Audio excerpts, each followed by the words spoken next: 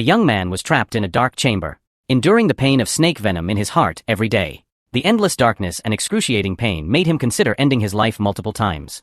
Yet he still gritted his teeth and persevered. He didn't want to die, he wanted to find the mastermind behind all this. His name was Wu Yi, originally a wanderer who roamed the four seas. Just because he glanced at a man in the crowd, he lost consciousness before even seeing the man's face clearly. When he awoke, he found himself in darkness so thick he couldn't see his own hand. And his body was completely powerless, unable to move. He was terrified, tears flowing unconsciously. He knew all this must be related to that man, but he could never understand why they threw him into this hell. To stay conscious, he bit his lips until they bled. Suddenly he felt his bodily senses slowly returning. His hands touched the cold ground. The air carried a damp smell. The sound of dripping water gradually reached his ears. He struggled to crawl towards the source of water. He needed to drink, he wanted to live. Driven by survival instinct, he finally found the water source. But reaching out, he found only hard, cold stone walls all around. This plunged Wu Yi into deep despair once again. Exhausted in body and mind, his consciousness began to blur. In his hazy state, he seemed to see another version of himself. Give up, a worthless person like you has no reason to survive, why not abandon the struggle and die peacefully? But Wu Yi didn't agree with these words, he wanted to live. He wanted revenge on the devil who threw him in here. If he couldn't stab that person before dying, he would never rest in peace.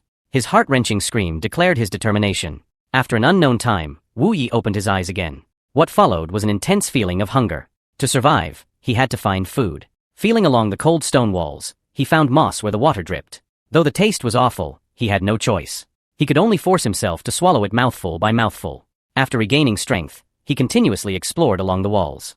After calculation, he discovered this was a 9 square meter sealed space. During his thoughts, the sound of an iron door clashing reached his ears. A window opened in the iron door. The blinding light made him unable to open his eyes before he could react. Everything around him fell into darkness again. This nearly broke him as he lost his grip on this lifeline. Then an enticing aroma wafted to his nose. It was the smell of food. He followed the scent to the food. His experience as a wanderer quickly helped him identify leftover scraps from 5 different meals. This meant there were at least 5 people managing things outside.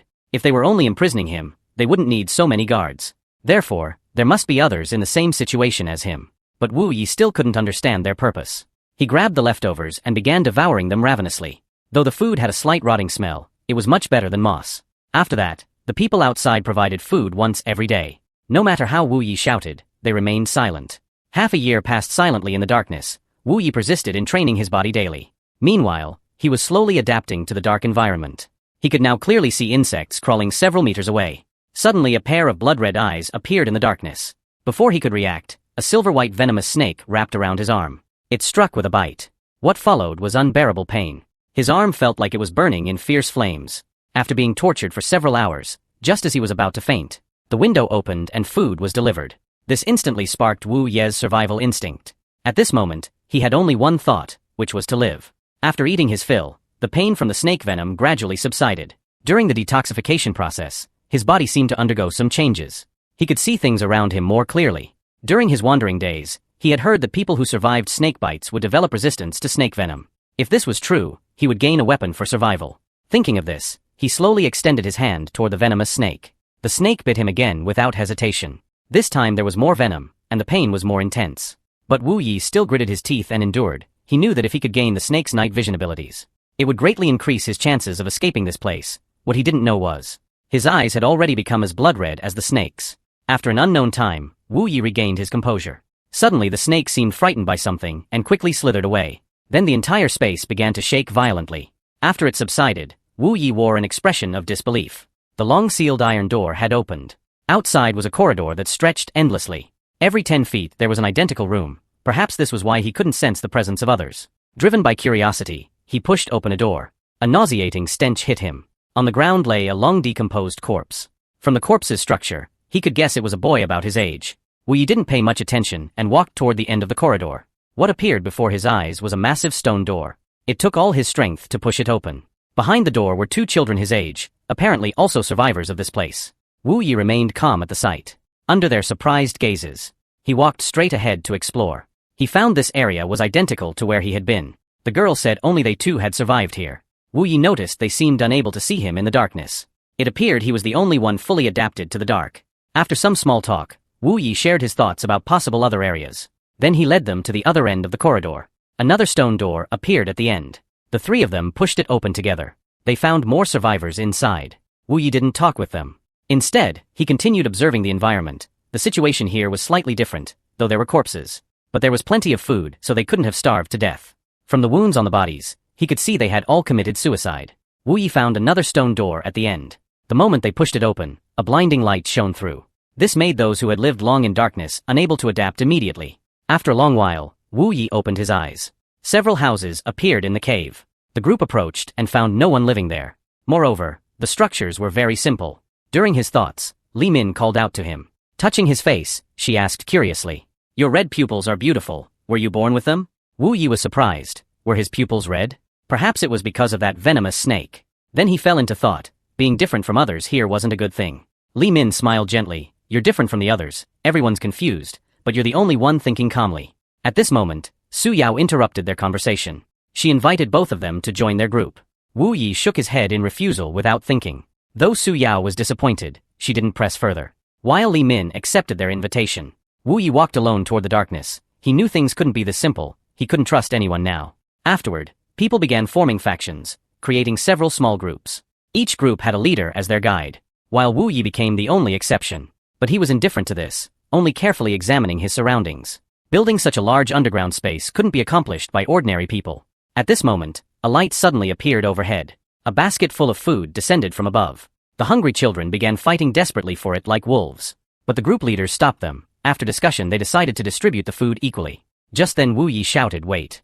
He said he wanted to take his share. But this behavior displeased Red Hair nearby. Then he grabbed Wu Ye's arm tightly. "Who do you think you are, wanting food without my permission? To gain night vision abilities." The boy let the venomous snake bite him daily. The moment the venom entered his body, it tortured him beyond endurance. During the detoxification process, his body gradually built resistance to snake venom. His pupils slowly turned blood red like the snake's. He knew deeply that in this lightless underground cave, there was only deceit and treachery. One wrong move could lead to death without a burial place. Wu Yi just wanted to take his share of food, but this action greatly displeased Red Hair. He grabbed Wu Ye's arm tightly. "Who do you think you are, wanting food without my permission?" Wu Yi didn't answer. His snake-like eyes flashed with killing intent. His right thumb struck like lightning into Red Hair's eye, pinning him to the ground, tightly gripping his throat. Expressionlessly and coldly said, "You can repeat what you just said." Red Hair's screams terrified everyone. They were all stunned by Wu Ye's snake-like ruthless methods. Su Yao nearby quickly came forward to plead. "Let him go, no one will dare touch your food now." The other two leaders nodded in agreement. Wu Yi turned and coldly said to Red Hair, "If you don't want to lose your other eye, don't provoke me." While eating, Wu Yi fell into thought. He could roughly guess this was a test. The managers surely wanted to select exceptional children from among them. Wu Yi firmly believed more people would die soon, and all he needed to do was fight with everything to stay alive. At this time, Su Yao came before Wu Yi, again inviting him to join her team. Wu Yi didn't agree. He knew Su Yao wasn't benevolent. After teaching Red Hair a lesson, her faction grew increasingly powerful. This was thanks to her pleading and fair distribution of food. Such methods of winning people's hearts were evident. Meanwhile, Wu Yi still cultivated his poison resistance daily. This would be his trump card for survival. At this time, the food basket was thrown down again. But this time the food was only 1/3 of usual. Wu Yi rose slowly, saying those people's scheme had begun. The next day, the first death appeared in Su Yao's team. Wu Yi knew it was their weakest member who died. As team leader, Su Yao wouldn't let this go. She decided to retaliate against other teams in the same way. From then on, every night the weakest person in each team would die. The children began distrusting each other, killing each other like madmen. While Wu Yi planned to stay in his chamber away from this war, eating moss daily to survive. But clearly someone didn't plan to leave him alone. Red Hair brought several people to find him. Having lost one eye, he harbored deep hatred for Wu Yi. Wu Yi in the darkness remained calm, silently counting the number of people. Suddenly one of Red Hair's subordinates let out a scream, then foamed at the mouth and fell motionless, while the silver-white venomous snake quickly slithered away. Before Red Hair could react, the subordinate holding the torch behind him suddenly disappeared. These sudden changes left the remaining two at a loss. Next second, Wu Yi in the darkness reached for another subordinate. His arm wrapped around the neck like a snake's body. With a crisp snap, he broke the cervical vertebra. After doing all this, Wu Yi coldly looked at Red Hair. By now Red Hair was sweating in fear, but he still gritted his teeth and charged at Wu Yi. But in the darkness, he was like a headless fly, unable to land a single hit amid Wu Ye's agile movements. Wu Yi turned quickly and appeared before him, changed fist to claw, striking directly at his chin. Then his arm wrapped around the neck like a snake. Red Hair didn't even have a chance to beg before dying with hatred. Wu Yi turned and disappeared into the darkness. To survive, he needed to become stronger. Watch carefully, The potato in the boy's hand will spark a war. The hungry children looked at the potato like wolves eyeing lambs. They all developed murderous intentions and charged at the two. In this food-scarce environment, a potato was enough to cost them their lives. But these wolves didn't know this was all a trap set for their demise. With a loud whistle, a group of children wielding wooden clubs rushed out from the houses. They struck ruthlessly, each blow lethal. In mere seconds they had eliminated all opponents. The captain wanted to stop them, but was quickly surrounded by the crowd. Su Yao walked over with a smile. At this point, Gao Hao had to bow his head, begging Su Yao to spare his subordinates. But with food so scarce, they couldn't feed so many people, for her team's benefit. She had no choice, saying, "Kill them all," before turning to leave. While Wu Yi watched this scene from afar, watching these children kill each other mercilessly in the buildings, he seemed to understand the true purpose of this place's creators. This building seemed to be a replica of some sect in the real world. Such grand scale must belong to a prestigious sect. And the creators brought them here to familiarize them with the building's structure and get used to killing. One day they would be sent to assassinate someone in a similar building. But if such a building were heavily guarded, infiltrating would be nearly fatal. It seemed the creators wanted to train them as death soldiers, disposable killing machines. Meanwhile, Su Yao's team had achieved victory. She saw Wu Yi staring blankly at the ceiling, and for the first time, fear appeared on his face. Following his gaze upward, several masked men descended at extreme speed. Before the children could react, wooden clubs struck their bodies heavily. The blows were severe, injuring flesh but not bone. Wu Yi endured the pain silently, knowing they wouldn't take their lives. Resistance now would only draw their attention, until three leader-like figures appeared. The masked men stopped beating the children. The leader called himself Number One, saying with undisputable authority, "From now on, your lives are mine, obedience is your only choice." When one child merely questioned who they were, a cold blade sliced across his throat. This sight made the children break out in cold sweat. Thereafter the children entered hellish training. The last one would be mercilessly killed. To survive they had to become stronger, become cold-blooded killers. While Su Yao became the most outstanding, not only excelling in combat but also in execution ability and courage, Wu Yi maintained middle-ranking performance. He knew standing out too much would only put himself in danger. But his private efforts were several times that of others, practicing the Thunder Heart method again and again. This method was basic martial arts taught by Number 3, just reaching the first level would allow one to sense qi. Other children treated this method as a stepping stone, all only practicing to the first level. But Wu Yi didn't think so. As he delved deeper, he found this method could greatly increase movement speed. If mastered, he would have one more lethal weapon than others. 300 children were imprisoned in a sunless underground cave, enduring extremely cruel training daily, all to be molded into cold-blooded killers. They were even made to kill each other with weapons. Wu Ye's opponent struck ruthlessly with lethal intent. His maniacal laughter sent chills down one's spine, while the instructor nearby ignored everything, completely indifferent to their lives. At this moment, his opponent let out a wild laugh. His form flickered around Wu Yi continuously, trying to disturb his vision.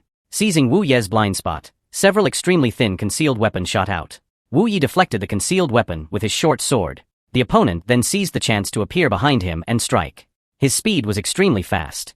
So fast only intersecting afterimages and weapon clashing sounds could be seen. After the final strike landed, Wu Yi appeared in place, slightly exhausted. He knew if he kept hiding his strength, he might really die here. Then he threw away his short sword. A powerful uppercut struck his opponent's abdomen like lightning, then quickly grabbed his arm, raised his knee and directly broke the arm. But Wu Yi didn't deliver the killing blow, not out of mercy, but to test the instructor's reaction. The next second, a sword was at his throat. He couldn't even see Number One's sword drawing motion. Number One coldly said to Wu Yi, "Showing mercy in battle will only lead to your death. As assassins, you must eliminate all threats regardless of circumstances." After speaking, he sheathed his sword and left. Wu Yi gasped heavily for breath. That murderous intent had nearly suffocated him.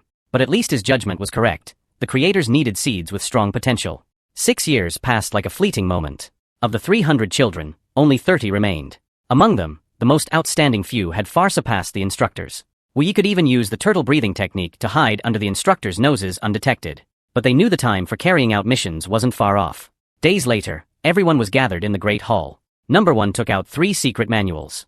3 of you must learn these martial arts. The rest must try everything to assassinate these 3. This is also your final training. Those who complete it will no longer be forced. Until you leave this place. Everyone looked at each other upon hearing this. This meant that by sacrificing 3 people, the others could safely leave this place. Wu Yi knew this was a trap to make them kill each other. But these 3 martial arts were likely the strongest they had access to. He decided to take a gamble, becoming one of the targets for others to hunt. As the assassination mission began, the other 2 learning the techniques died successively. Only Wu Yi remained hidden, whereabouts unknown. Su Yao and others gathered to discuss countermeasures. Qin Shan suggested directly killing the instructors, which might be simpler than killing Wu Yi. Tianyu immediately nodded in agreement. But they knew that as everyone grew stronger, the instructors must have means to counter them. This matter needed careful planning, after which they dispersed. What they didn't know was that Wu Yi had been hiding behind them the whole time. The talk of killing instructors gave him an idea. They must be monitoring the children now. This might be a great chance to uncover their true purpose. He quietly went to number one's residence, finding only 2 masked men guarding. Then used the Thunder Heart method. Adding the turtle breathing technique while moving, he walked in brazenly. He quickly searched through books in number one's room trying to find useful clues. Finally found a commission letter in a hidden cabinet. For 50,000 taels of gold, the Blood Shadow Group was commissioned to assassinate Wu Gangxiang, with a 7-year time frame, condition being to leave no traces related to the Blood Shadow Group. Wu Ye's pupils contracted at this. 7 years sacrificing so many people, just to kill one person. How powerful must this Wu Gangxiang be? Suddenly he detected movement outside. Number one was slowly walking towards the room. The assassin's experience told him someone had been here. He burst through the door, finding no one inside. But from slight marks on the books still determined someone had been here. He stormed out of the room furiously, telling the situation to the other 2 leaders. Guessing it must be Wu Yi who was best at hiding, he decided to use their final countermeasure. It was time to let the children know who truly held their lives. Unknown to them, Wu Yi was hidden right above their heads. Soon after, number one went to a high place and blew a flute. As the flute sound rang out, heart-piercing pain struck all the children. It felt like thousands of ants were eating their internal organs. All children passed out, unable to bear it. At this time Wu Yi appeared before Li Min. He hadn't been affected at all. He knew the instructors had used some means, but to him it was only a slight sting. Then he transferred some internal energy into Li Min, trying to ease her pain. While thinking about why he remained unaffected, they were in the same environment, eating the same food, even practicing the same techniques. Could it be the poison resistance in his body? He instantly realized the instructor's method must be related to poison. Suddenly sounds of masked men came from afar. They were checking the children's condition. At this moment Wu Ye's mind raced. If he escaped now, his poison resistance would be completely exposed. So he fell to the ground pretending to be poisoned. Suddenly number one's figure appeared like lightning. Without a word he thrust a sword into Wu Ye's chest. What did you see in my room? Then moved to end Wu Ye's life with his sword. Fortunately number 2 stopped him at the crucial moment. The deadline isn't far off, we still need him, and we can control him with poison. Number 1 stopped upon hearing this. Ordered subordinates to give the children antidote. The children finally woke up in pain. Days later Su Yao and others found Wu Yi, asking what the instructors had done to them. She hadn't seen Wu Yi before fainting, but he was beside her when she woke. This was enough to prove Wu Yi had ways to counter it. Wu Yi frankly told them about the poison, but said how to resist it was up to them to figure out. Before leaving, Li Min shyly said to Wu Yi, "My real name is Li Xiumin, I hope you'll remember this name forever." Time flew to their departure day, making the children ecstatic. Su Yao told Wu Yi, Li Xiumin knew much about poisons, had cured the poison in all of them. As the exit mechanism slowly rose, they were finally leaving this hell where they'd lived for 7 years. This man, 410 taels of silver, heartlessly imprisoned 300 children in a dark dungeon for 7 years, subjecting them to hellish training daily, even making the children kill each other, just to train them into cold-blooded killers. In the end, only 30 survived. Now they finally waited for the moment to leave this place. As the mechanism slowly rose, Wu Yi seemed to think of something looking at the penetrating sunlight, then quickly tore off his sleeve. While covering his eyes he shouted, "Cover your eyes if you don't want to go blind." The companions who realized this quickly followed suit. As they got closer to the exit, the sunlight became more intense. 7 years of lightless life made them extremely uncomfortable. In just moments their skin was burned red by the sun. Everyone was soon brought to the exit. A man had been waiting here for a long time. He seemed very satisfied with the training results. Then ordered subordinates to take the children to adapt to the outside environment. While Wu Yi guessed from his emotionless tone, this person might be the leader of the Blood Shadow Group. He silently memorized this voice. The outside environment made the children extremely excited. They had longed for this life countless days and nights. Wu Yi felt the long mist breeze, knowing the coming days would be even more cruel. Sure enough, a figure suddenly appeared, throwing 2 daggers to each of them. "Take up your weapons. Tonight you'll follow me on a mission." Wu Yi frowned at this, thinking this moment had come sooner than expected. By midnight everyone was ready to go. Number 4 led them rushing deep into the forest. He was surprised the children could keep up with his pace so closely. Thinking of these 1-in-a-million geniuses' tragic fate, he couldn't help feeling regret. Soon they stopped at a cliff. Number 4 ordered everyone to hide here. Wait for his command to climb the mountain ahead. In the mountain was a building identical to the dungeon. Wu Gangxiang living in Clear Moon Palace was their target. The children in hiding emanated strong killing intent. They wanted to know who made the Blood Shadow Group train them as killers at all costs. By the next morning, Wu Yi was still silently waiting. They received orders the mission would be at night, meaning there was still time to adjust their condition to peak state. Suddenly he snapped his eyes open, an indescribable sense of crisis surging through him. The next second a spear pierced through the ground, going straight through a companion's body beside him. At this moment Wu Yi had only one thought: their whereabouts had been exposed. As the corpse was lifted high by the spear, a burly man appeared on the ground, surrounded by Green City sect disciples. Find all assassins, kill without mercy. Wu Yi knew the situation was dire, led companions to break through the ground, scattering in 4 directions to escape. The burly man revealed a bloodthirsty smile at this sight. His spear shot out with a breaking sound. One person was instantly impaled. Then he grabbed weapons from his subordinates, shot them repeatedly, taking out several more people. After gathering strength, he shouted, "Last one." The spear shot like lightning towards the distant Wu Yi. The intense sense of crisis made Wu Ye's pupils contract involuntarily, then twisted his body, deflecting the spear at the extreme limit. Immediately concentrated internal force in his right leg for a flying kick. The spear flashed like lightning through the disciples, flying towards the burly man. But this strike still missed by half an inch, only leaving a wound on the burly man's ear. Wu Yi seized this chance, instantly taking out the closest disciples, then disappeared into the forest without stopping. While running he kept thinking, why were they exposed? Companions didn't know about the commission letter. Then the only possibility was number 4, but why would Blood Shadow Group abandon them now? Had the client's plans changed? To destroy evidence? Suddenly several sharp swords shot towards him. Though he reacted quickly, flipping to dodge, he was still hit by 2 arrows. He endured the pain and continued fleeing. Now certain Blood Shadow Group had abandoned them. Survival depended on himself alone. Found a stone in the forest, marked by a companion. From the bloodstains, the companion must be severely wounded. He recalled among those hunting him, at least 7 sects were involved.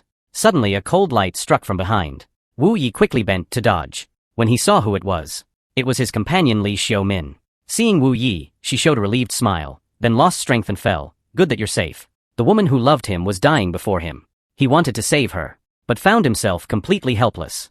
Li Xiaomin caressed Wu Ye's face. Being able to see you before death, I'm content already. I hope you can survive. At life's end, can I hear you call my name one last time? As Wu Yi called out Li Xiaomin, she finally closed her eyes with a smile. Wu Ye's body emanated killing intent. He was so angry. All this was because of Wu Gangxiang from Green City sect. Someone commissioned Blood Shadow Group to assassinate Wu Gangxiang. The result was 300 children kidnapped into a dungeon, tortured for 7 years to be trained as assassins. Now they were abandoned as pawns, meant to be erased from the plan. Wu Yi swore he would find the masterminds behind all this, grind all their bones to dust, at any cost. Meanwhile Blood Shadow Group leader Yang Tian held the client's secret letter. Plan cancelled, erase all evidence without trace. Though it was regrettable to abandon the assassins trained with such effort before using them, they had no choice at this point. While number 4 seemed worried, the client went to such lengths to plan all this, yet suddenly changed mind. Would they come here to silence them? But Yang Tian was confident in his residence's secrecy, believing no one could find this place. Suddenly he found something wrong with the secret letter in hand. It had been marked with a unique scented tracking incense. With a crash, a subordinate smashed through the door, falling before them. Large forces had invaded the hall, shouting to eliminate these dirty assassins. Yang Tian's face bulged with blue veins in anger, his blood-red blade flashing out. His form became a lightning bolt charging into the crowd. Several bald men hadn't time to react. The next second their heads were cleaved off by Yang Tian. Suddenly his pupils contracted sharply. An overwhelmingly powerful force instantly appeared before him. With no time to think he swung his sword charged with powerful internal force. The 2 forces collided with a thunderous boom. Yang Tian's figure appeared in the billowing dust. This strike had severely wounded him. When he saw who it was, his face showed utter shock. The opponent was actually Amay sect's top disciple, Poison Heart Qianghua. Then the assassination client must be Amay sect's leader. Following professional ethics, he hadn't investigated the client's identity. This was his biggest mistake. Worried he would reveal the truth, Qianghua swung his whisk in fierce attacks. Yang Tian struggled to defend, disgusted by the so-called righteous sect's true face. His form suddenly shot upward, charging towards him. Sharp sword skills constantly clashing with Qianghua's whisk. Qianghua couldn't help but be startled, an assassin group leader having such powerful strength. This person must not live, then shouted, his whisk becoming strands like wind. The violent force struck Yang Tian's chest directly. His form shot backward, smashing the ground to pieces. But Qianghua didn't stop, instantly appearing before him. An unstoppable force descended. In an instant Yang Tian's chest was pierced. When all was quiet, Amay sect's leader slowly walked over. Yang Tian cursed at him upon seeing this. But the next second his skull was shattered by the leader's palm, finally paying the price for his actions. Number 1 was also severely wounded in battle. His opponent was a beautiful woman, Amay sect leader's closed-door disciple Xuelan. Number 1 couldn't help but laugh self-mockingly. I've been an assassin for over 10 years, yet end up dying to an Amay sect disciple. With that he fell back lifeless, while the remaining number 4 was brought before them. To ensure absolute certainty, the leader asked how many assassins were trained in total. Number 4 was also resilient, just gritting his teeth without a sound. The leader emanated an eerie killing intent at this, then struck his palm towards the other's head. Terrifying internal force instantly invaded his body. Will you speak or not? Pain worse than death surged through number 4's body. Amid screams he finally said the number 28, but ultimately couldn't escape being silenced. At this time Cheong Hua reported 24 of the 28 had been killed. That meant 4 remained. Orders were given to spare no cost in erasing them from the world.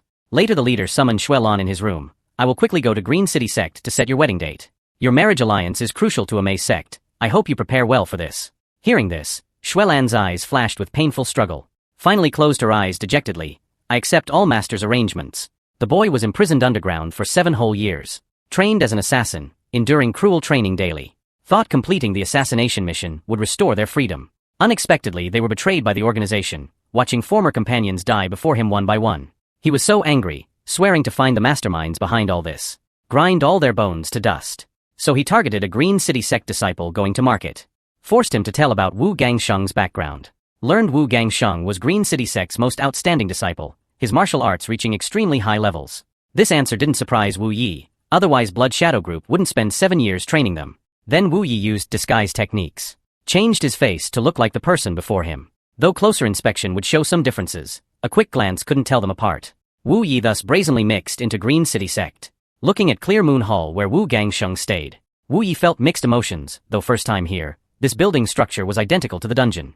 Meanwhile the appearance of assassins worried Green City Sect's elders. Sect leader Wu Lingsheng determined this must be carefully planned. But currently lacking information, they temporarily couldn't root out the mastermind. Decades ago, when the evil cult rose and tried to invade the Central Plains.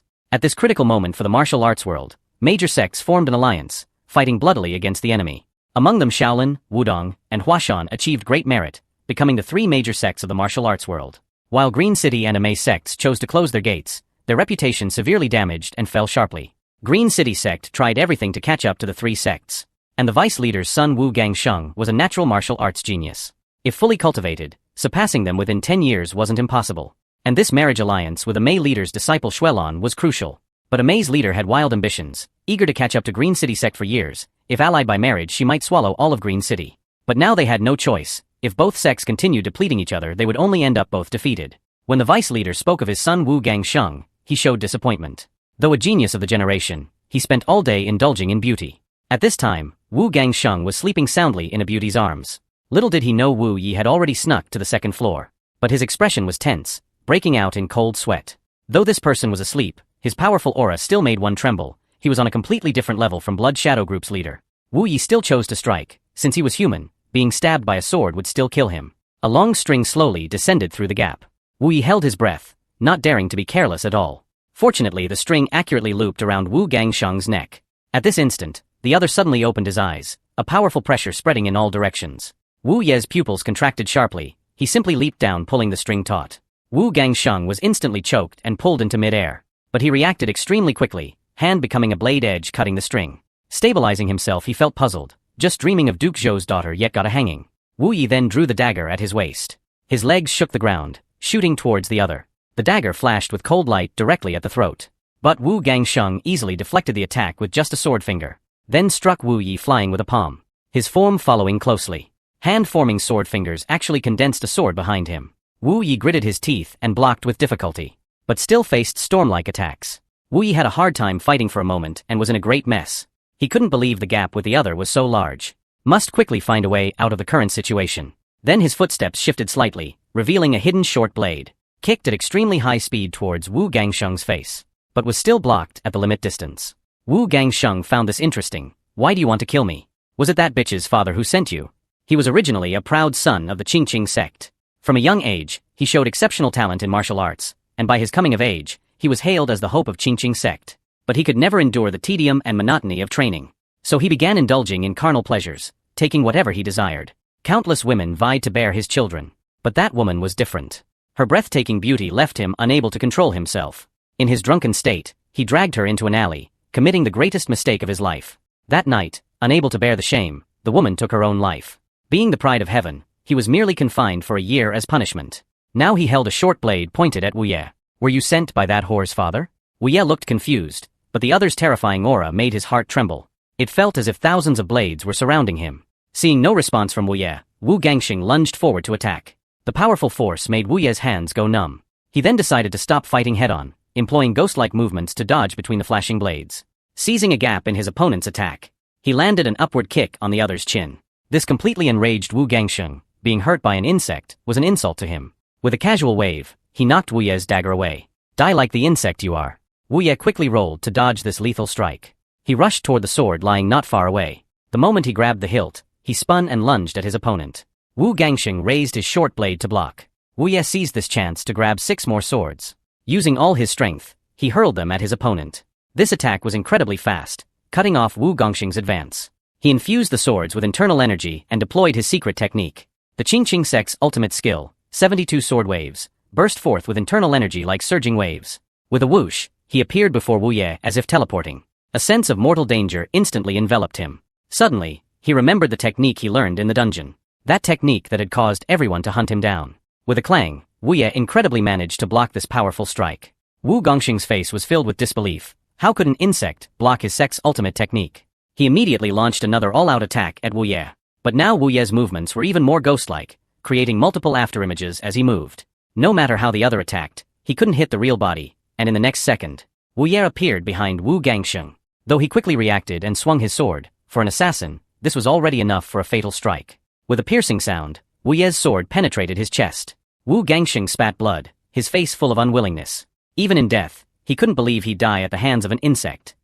The next morning, an alarming bell rang throughout the Qingqing sect. The various elders rushed to the scene. The deputy sect leader wailed over his son's body. He swore to find the killer no matter the cost. Then he picked up the bloodied sword. He walked straight toward that woman. For my son and the sect's reputation, I hope you won't blame me. Meanwhile, the Amay sect leader received news of Wu Gangxiang's death. Upon learning the situation, she was furious. She had thought eliminating the Blood Shadow group would ensure everything went smoothly. She hadn't expected a few small fish to disrupt her plans. She had only cancelled the assassination mission because Qingqing sect had agreed to the marriage alliance. If the marriage succeeded, Qingqing would be under her control for 10 years. Those assassins might know our secret. They must be eliminated at any cost.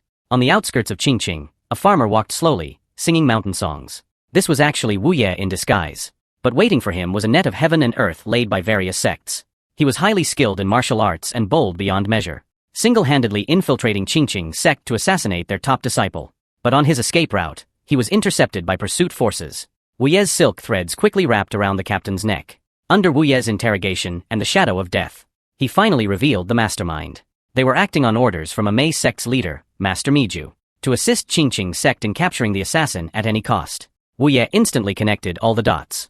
Only a force capable of patiently training them as assassins for 7 years, while possessing such enormous wealth. The mastermind behind it all was that old witch. Suddenly, numerous pursuers appeared behind him, forcing Wu Ye to flee into the forest. News of Wu Ye's escape quickly reached Qionghua's ears. She hadn't expected such outstanding abilities from a small fish, and while she was at a loss, Xuelan beside her offered her perspective.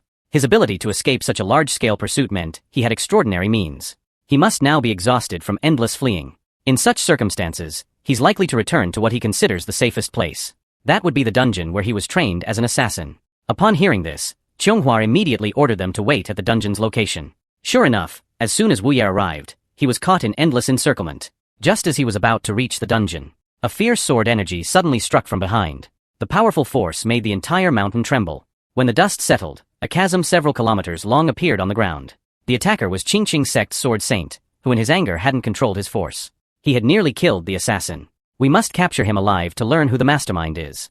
At this moment, Qionghuo leaped into the air, launching a powerful internal energy attack, striking at the fleeing Wu Ye. A thunderous boom echoed through the valley. When all was quiet, Wu Ye's figure had disappeared into the dungeon entrance. Seeing this, the sword saint frowned. Qionghua's strike clearly intended to kill. Everyone quickly entered the dungeon, but the scene before them shocked the sword saint. The structure was identical to Qingqing sect. This is definitely a long-planned conspiracy. The sword saint raised his head and roared in anger, his aura suddenly exploding forth. Listen well. He must be captured alive. If he dies, you'll face my wrath. Qionghuo broke into a cold sweat, knowing the sword saint suspected Amay sect. She had to find and eliminate the assassin before Qingqing sect did. Meanwhile, the sword saint searched every corner of the place. In a secret room, he found the assassination commission document. Its contents filled him with rage. For mere 5 million taels of gold, they had killed Qingqing sect's future hope. His violent aura suddenly ravaged the surroundings. The surrounding walls collapsed with a boom. Unexpectedly, another space appeared behind the walls. A manual lay on a stone platform in the distance. And below the cliff were countless poisonous snakes. The sword saint slowly walked to the manual. Looking at this technique called 9 Demons Flow, he fell into deep thought. He recognized it as a technique left by the demon sect after the war. These snakes must have been for practicing the 9 Demons Flow. Could this place be the former demon sect space? Later discovered and used by the Blood Shadow group. Meanwhile, Wu Ye launched a furious revenge. Using his familiarity with the terrain to slaughter Qingqing disciples. The men were thrown into a pit full of venomous snakes, each day enduring the bites of countless serpents. Just moments ago, Wu Ye had unleashed a furious revenge on the Qingqing disciples. Hidden in darkness, he moved like a ghost. Each time his figure appeared, someone fell. He was like a demon from hell. No one could trace his movement patterns. This was a one-sided massacre. He wanted to crush the bones of everyone present. Even when covered in enemy blood, he didn't stop. Just as the disciples were panic-stricken, Qionghua suddenly appeared to protect them. While Wu Ye's figure in the darkness turned into an afterimage. Like a ghost, he dove toward Qionghua. Qionghua keenly sensed the killing intent behind her. Her whisk struck out with violent internal force. Wu Ye knew he couldn't dodge in time. He incredibly chose to take the hit with his flesh and blood. Then, enduring the pain, he bent forward and charged, transforming his fist into a finger strike at Qionghua's left eye. With a hiss, a jet of blood spurted out. Just as Wu Ye was excited about destroying her eye, suddenly a long sword pierced through his body from behind. The attacker was the Amay disciple Xuelan. You can't escape now, surrender. Hearing this, Wu Ye let out a cold laugh. His silk threads shot out, forcing Xuelan back. Then his legs pushed off, quickly creating distance. He calmly pulled out the long sword. Even if I surrender, Amay sect won't spare me, right? The mastermind behind all this, Master Miju, just wants to silence us all, doesn't she? Seeing that Wu Ye indeed knew the truth, Qiionghua immediately shouted at Xuelan to kill him.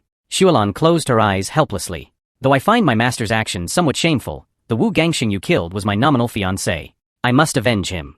Seeing her powerful aura, Wu Ye felt grave danger and knew he must find a chance to retreat to survive. Just then, a sharp sword energy struck his waist like lightning. The powerful impact sent him crashing into the stone wall. The sword saint's figure slowly walked toward them. Seeing this, Qiionghua was greatly alarmed. At this point, caring for nothing else, she gathered all her internal force for one strike at Wu Ye. But the sword saint's large hand had already reached her front. With a light squeeze, he extinguished the violent attack. Get out of my way, all of you. The shocked Qiionghua wanted to say something, but what answered her was the sword saint's suffocating killing intent. He bent down to look at the dying Wu Ye. Why did you kill Wu Gangxiang? Because I am an assassin. Even assassins should have the ability to distinguish right from wrong. Hearing this, Wu Ye let out a scornful laugh. We were captured into this hell-like dungeon since childhood, where even staying alive was a luxury. How dare you talk to me about distinguishing right from wrong? The sword saint was stunned by these words. This person was clearly an exceptional talent. With proper nurturing, he could have become a top expert. But why were his eyes filled with such hatred? Then the sword saint took out the commission document from his chest. Tell me who the mastermind is? Wu Ye's smile grew even wider. Haven't you already guessed it in your heart? Why ask unnecessarily? A sharp killing intent flashed through the sword saint's eyes, making Qiionghua break into a cold sweat. You killed so many Qingqing disciples, I won't let you die easily. I want you to atone for the dead disciples through tortuous suffering. Saying this, he dragged Wu Ye away. Wu Ye's smile remained undiminished. Atonement? Then who will atone for our 7 years of hell-like life? The sword saint dragged him to the edge of the snake pit. Go, in the agony of 10,000 poisons eating at your heart. End your filthy life. Then he turned and disappeared into the darkness. While Wu Ye's face still bore that ghostly smile, the man was thrown into a pit full of poisonous snakes, each day enduring the bites of thousands of venomous snakes. Yet he didn't give up hope of survival. Instead, he caught and ate the snakes raw to stay alive. Thus passed 7 full years, until no snakes remained in the pit. And Wu Ye's body seemed to have undergone some massive change. He realized it was time to leave this place. Qingqing sect, Amay sect, I hope you can withstand my fury. A few days later, rain washed away the dust. The pitter-patter of rain calmed Wu Ye's agitated mood. Recalling the 7 years of torture, all thanks to Qingqing and Amay sects. It seems he needed to go to Chengdu to gather more intelligence about them. His thoughts were interrupted by some noisy voices. 3 martial artists came to the temple to shelter from rain. The woman among them quickly noticed Wu Ye. His feminine beauty deeply attracted her. The next moment she actually started acting like a fangirl. She immediately went up to chat with Wu Ye. Upon learning that Nightless was also traveling to Chengdu, she offered the idea of companionship. Hearing this, Wu Ye fell into thought. A Taoist, a monk, and a woman. This combination seemed strange no matter how you looked at it. There must be some reason bringing them together, Perhaps something big had happened in Chengdu? Thinking this, Wu Ye agreed to the invitation. The next day, the group boarded a cargo ship bound for Chengdu. Lan Zhu took this chance to constantly chat with Wu Ye. In the distance, the suffering monk watched them chatting happily and worried. His background is unknown and his strength hard to gauge. Is this really okay? While the Taoist Wu beside him was unconcerned. Do you think the blood spider would be captivated by a man? All her actions are calculated. A woman with a scorpion's heart acting cute. Just thinking about it is scary. Suddenly a cry of alarm spread throughout the cargo ship. A group of pirates was rapidly approaching them. Their leader brandished a machete and shouted that this sea was his territory. The boatmen had never seen such a situation and frantically scattered around the ship. At this time, Taoist Wu went up to the captain. Need help? Revenge costs just 500 taels of silver. As soon as he finished speaking, the monk behind him suddenly sprang up. In a flash, he appeared on the pirate ship. The pirates were instantly enraged. Several machetes chopped down at the monk, but he raised his monk's staff and blocked all the attacks. Then a killing intent completely at odds with his appearance burst forth. His figure created several afterimages, Arhat Golden Buddha Palm. In moments all the pirates were eliminated. Who would have thought a monk could be so decisive in killing? While Taoist Wu jingled his money pouch with a satisfied smile. The monk helplessly chanted Buddha's name. Next time please let Miss Su handle it. Meanwhile, Lan Zhu was still pestering Wu Ye, hoping he would continue traveling with her after reaching Chengdu. But Wu Ye shook his head in refusal without even thinking about it. Seeing this, Lan Zhu put on a pitiful expression, but the moment she turned away from Wu Ye, a fierce look flashed in her eyes. After witnessing the battle, Wu Ye judged that they were bounty hunters exchanging martial prowess for gold. This meant that a war big enough to require hiring bounty hunters might have broken out in Chengdu. But Qingqing and Amay sects wouldn't allow such a situation, unless the war was caused by the two sects themselves. Thinking of this, Wu Ye couldn't help but let out cold laughter. Several days later, the cargo ship docked at the pier. Wu Ye bid farewell to the three, saying he would contact them after reaching Chengdu. Then he turned and walked toward the small town, as he had some preparations to make. Soon after, he arrived at an inn. But his feminine beauty instantly caught the attention of a group of men, who even bet that he was a woman in disguise. A burly man made the first move. Let's strip you and see if you're really a woman in disguise. The young man had been thrown into a pit of poisonous snakes for 7 years. Each day enduring the torment of 10,000 venoms eating at his heart. But he hadn't given up hope of survival. Instead, he survived by eating the snakes raw. Perhaps due to the snake venom, his appearance had become as beautiful and delicate as a woman's. When he arrived at an inn, all the men were attracted by his outstanding looks, some even betting he was a woman in disguise. One of them reached out his lecherous hand, declaring he would strip Wu Ye to verify. Faced with this ignorant behavior, Wu Ye lightly flicked his finger. The chopstick flew like a sword into the man's eye. The burly man covered his wound, cursing that Wu Ye was crazy. While Wu Ye had already appeared before him in the blink of an eye. Seems you don't need your eyes, and with that, the burly man fell. Seeing this, his companions hurriedly rushed forward together. Wu Ye picked up another chopstick, casually waving it toward them. The speed was so fast they had no time to react. The next second they all fell, losing their lives. Meanwhile, the three Lan Zhu and companions had arrived in Chengdu. They found everyone on the streets carrying weapons, and a smell of gunpowder lingered in the air. This made Lan Zhu extremely excited, believing it was a perfect opportunity. They met with a man in the city. This person was Zhang Muliang, the leader of the Black Cloud Brigade.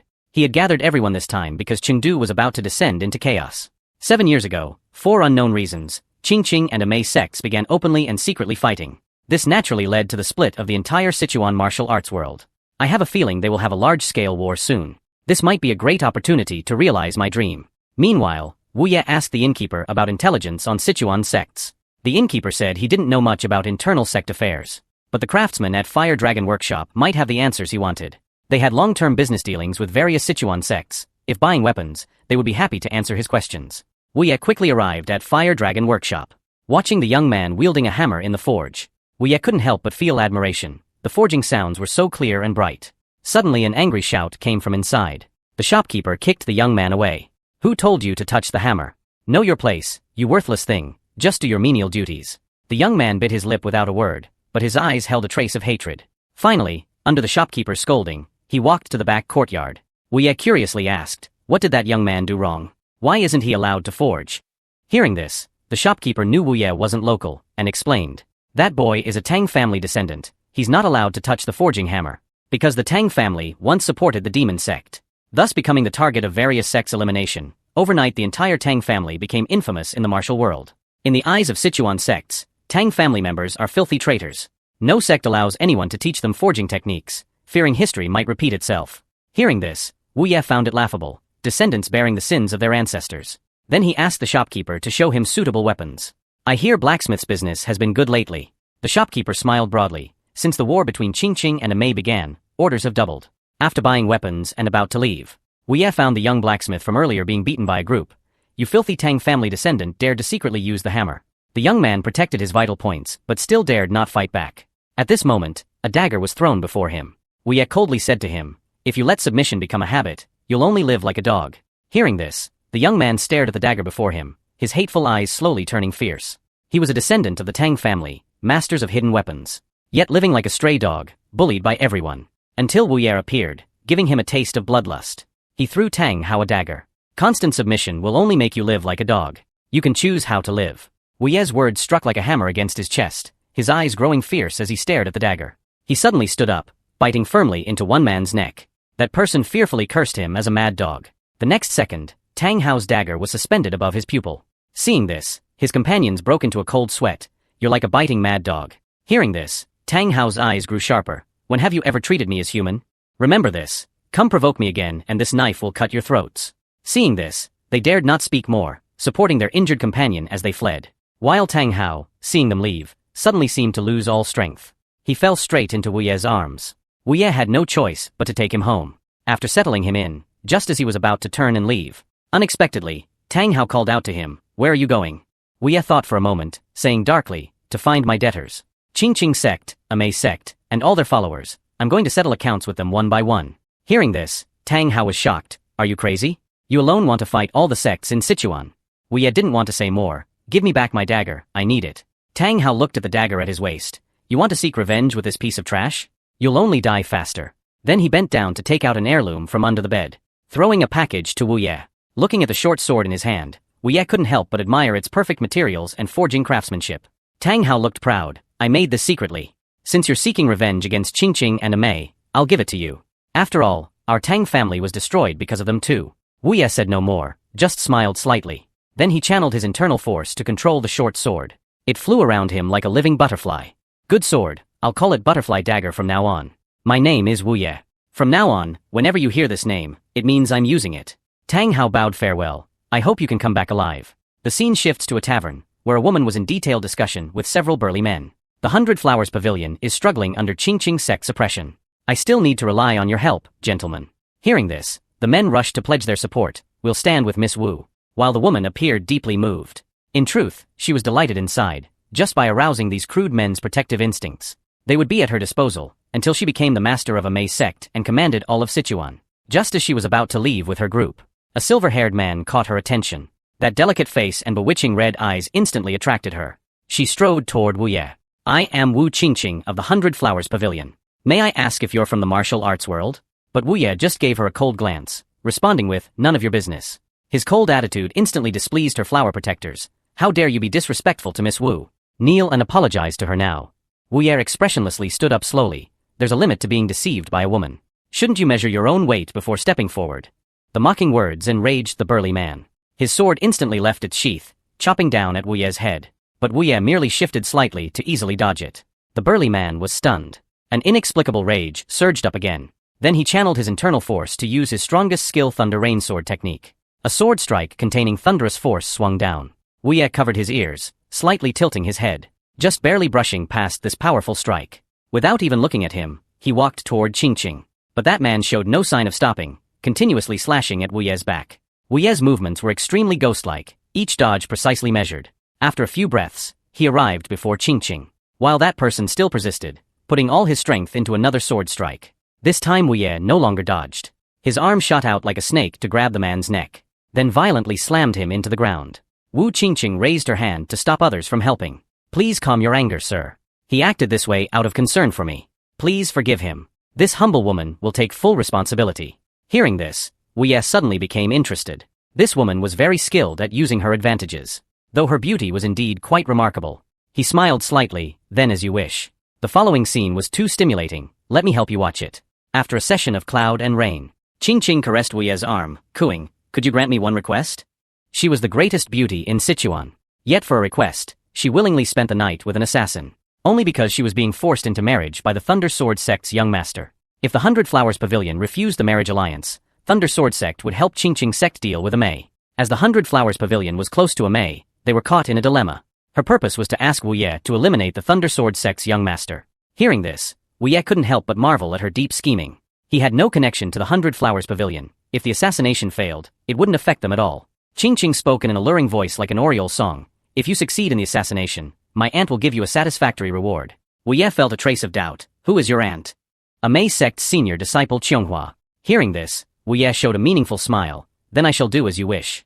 The scene changes, with Lan Zhu and her companions arriving at Mount Amay. Their purpose was to discuss cooperation with Amay sect. Master Miju spoke sternly, state your desired reward. But when Lan Zhu named the price, Master Miju's face instantly darkened. Mere bounty hunters demanding 50,000 taels of gold?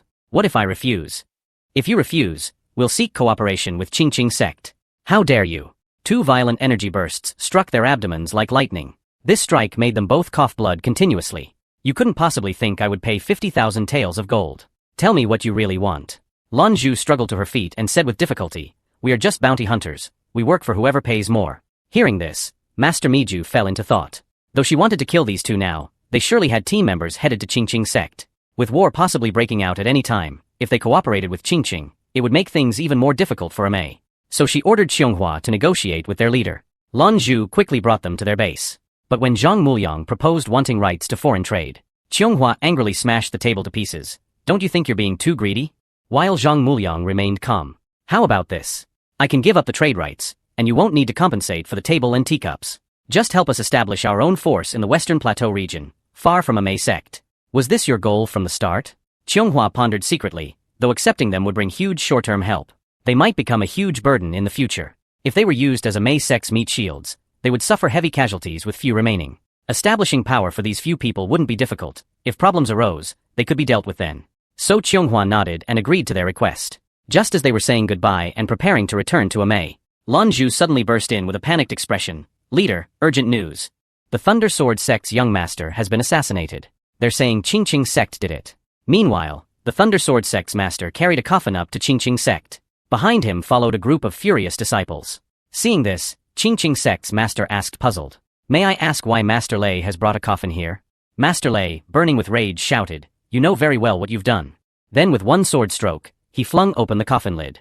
Inside lay his young master's corpse, the wound showing traces of Qingqing sect's 72 sword waves technique. Seeing this, the sect master was deeply shocked. These were indeed marks of the 72 sword waves.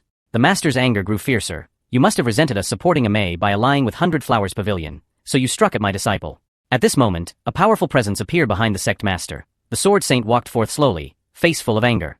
Before the sect master could react, he had already flashed before Master Lei. A thunderpalm strike hit his chest hard. You dare slander our sect with such absurd methods. Do you think I won't kill you? The sect master hurriedly reached out to stop him. Junior brother, don't be rash. The sword saint let out a cold snort and turned to leave. The sect master watched his back and sighed secretly. How had his junior brother become so violent? While the heavily injured Master Lei spoke coldly, is this Qingqing sect's answer? The sect master was momentarily speechless. He knew something was amiss. So he ordered his top disciple to investigate the truth. Meanwhile, the mastermind behind it all, Wu Ye, was now playing the zither while toying with a beauty's chin. He was highly skilled in martial arts and clever. He had faked Qingqing sect's technique to assassinate the Thunder Sword sect's young master, framing everything on Qingqing sect. Over time, various sects pointed their spears at Qingqing. Qingqing's master knew something was wrong. So he sent his top disciple to investigate the truth. But after investigation, they found that while it was indeed the 72 sword waves technique, the user seemed unfamiliar with it. Could it be an outsider who had stolen the technique? After all, Qingqing's secret techniques had been leaked before. The two were puzzled. Why would the assassin frame Qingqing sect this way? And the word assassin reminded him of a shadow. Could it be that assassin from 7 years ago? But wasn't he dead? While the mastermind behind it all, Wu Ye, was pinching Wu Qingqing's chin demanding a reward. Though shocked by how Wu Ye had framed Qingqing sect, she had achieved her goal and didn't plan to ask more. Just as the two were about to engage in a battle of lips and tongues, Wu Qingqing suddenly turned her head away. I won't have time to meet you these days. My aunt Qionghua has brought her junior sister to visit the 100 Flowers Pavilion. I must attend to them personally. I heard they've hired the Black Cloud Brigade, a top-tier group among bounty hunters. Having said this, she reluctantly bid farewell to Wu Ye, while Wu Ye fell into thought. Qionghua and her junior sister. I believe we'll meet very soon. Meanwhile, a group of Qingqing sect disciples were heading to an inn. Unexpectedly, they ran right into a group from Amay. Meeting enemies made their blood boil. Both sides relentlessly traded insults about each other's sects.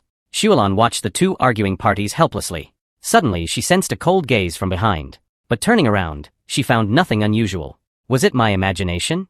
What she didn't know was that Wu Ye, wrapped in a black robe, had already left the crowd. Her intuition was still as sharp as ever.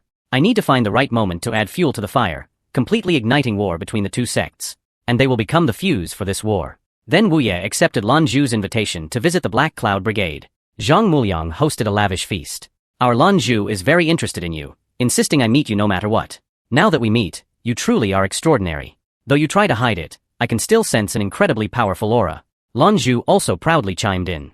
Are you interested in joining my brigade? Though we are wanderers without a fixed home. But I have a dream, to make our brigade a recognized sect in the martial arts world. We're all working hard toward this goal. If you join, I could even give you Lan Zhu.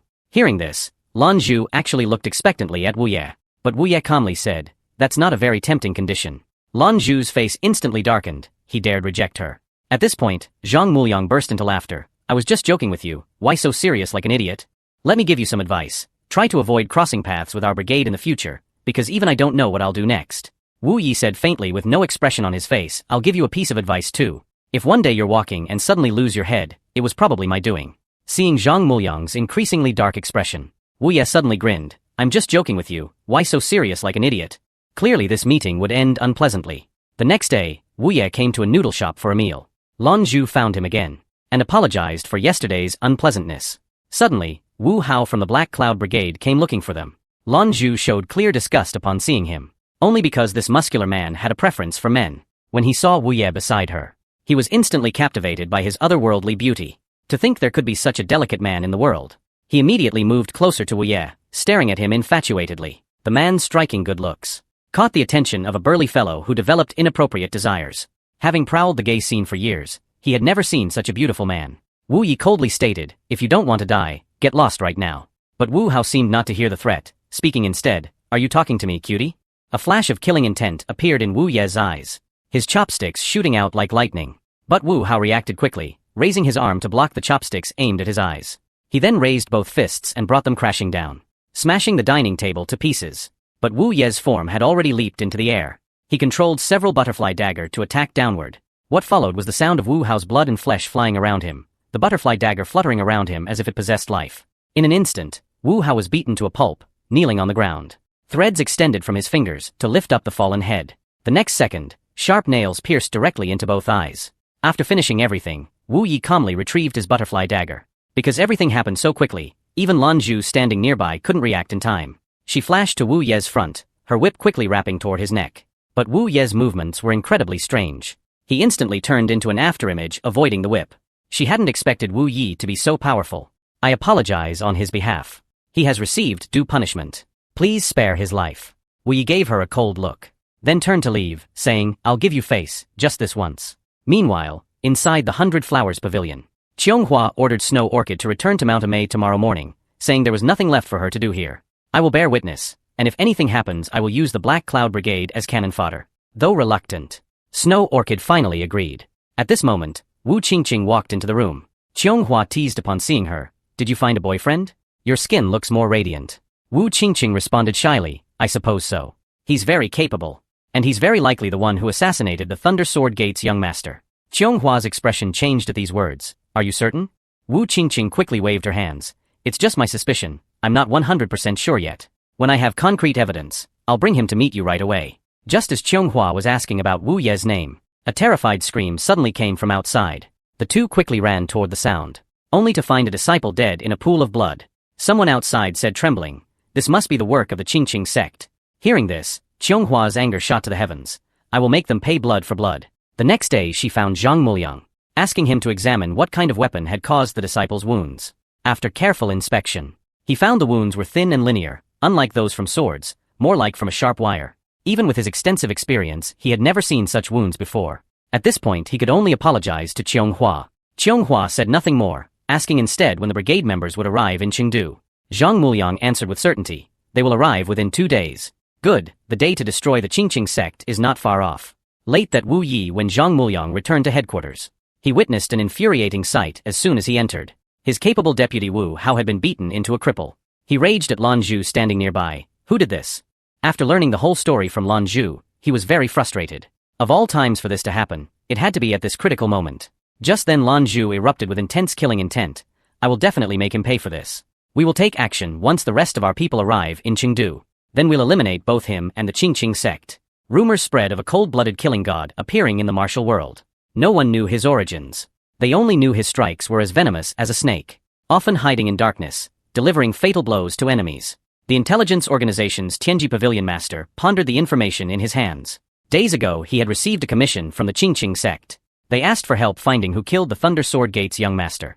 But the only clue was that the killer used Qingqing sect sword techniques, making it like finding a needle in a haystack. However, a man called Wu Yi had recently appeared in Chengdu, said to possess otherworldly beauty while being a ruthless martial arts expert.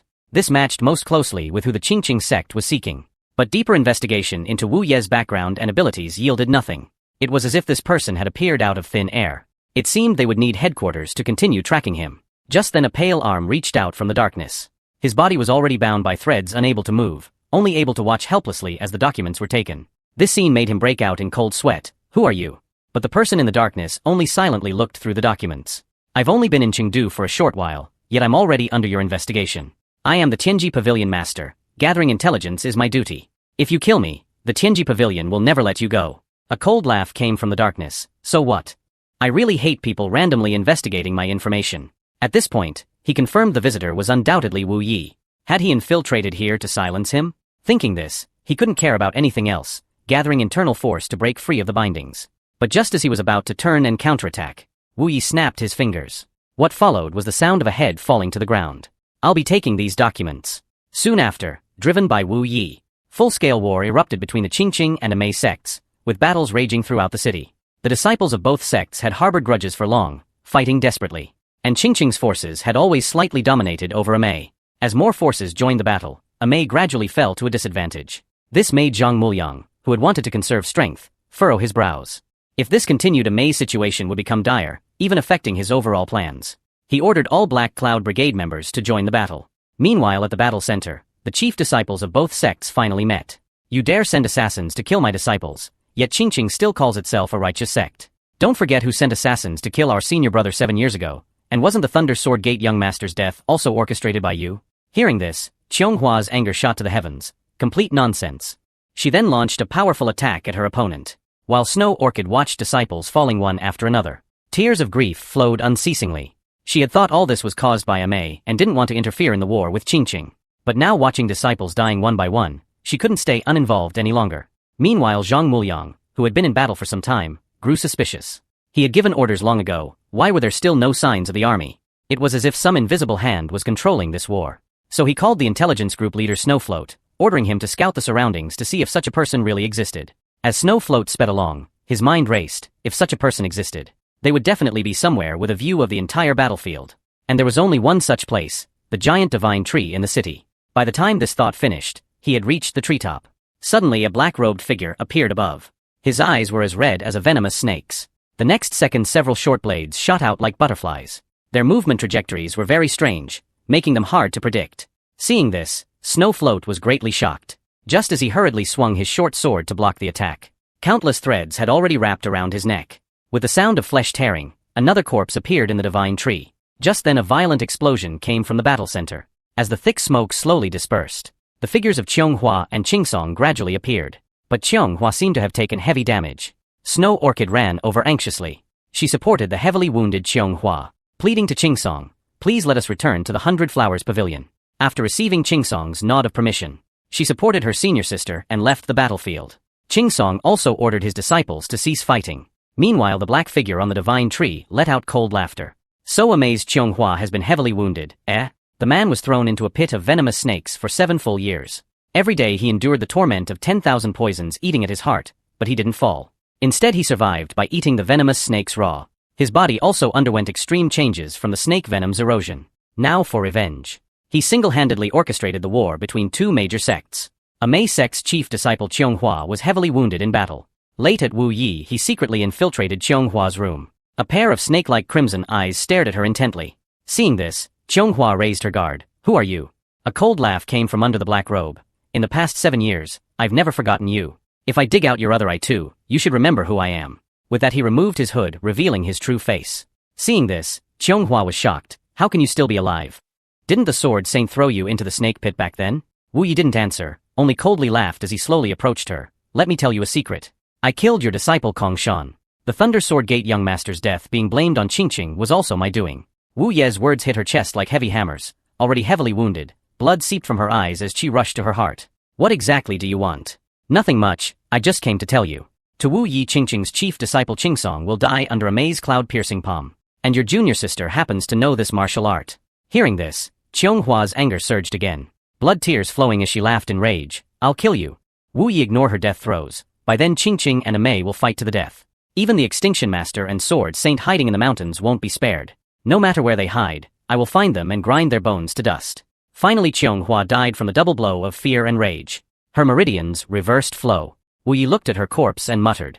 You shouldn't have created something as terrifying as me. The scene shifts to Qingsong meditating to heal his wounds.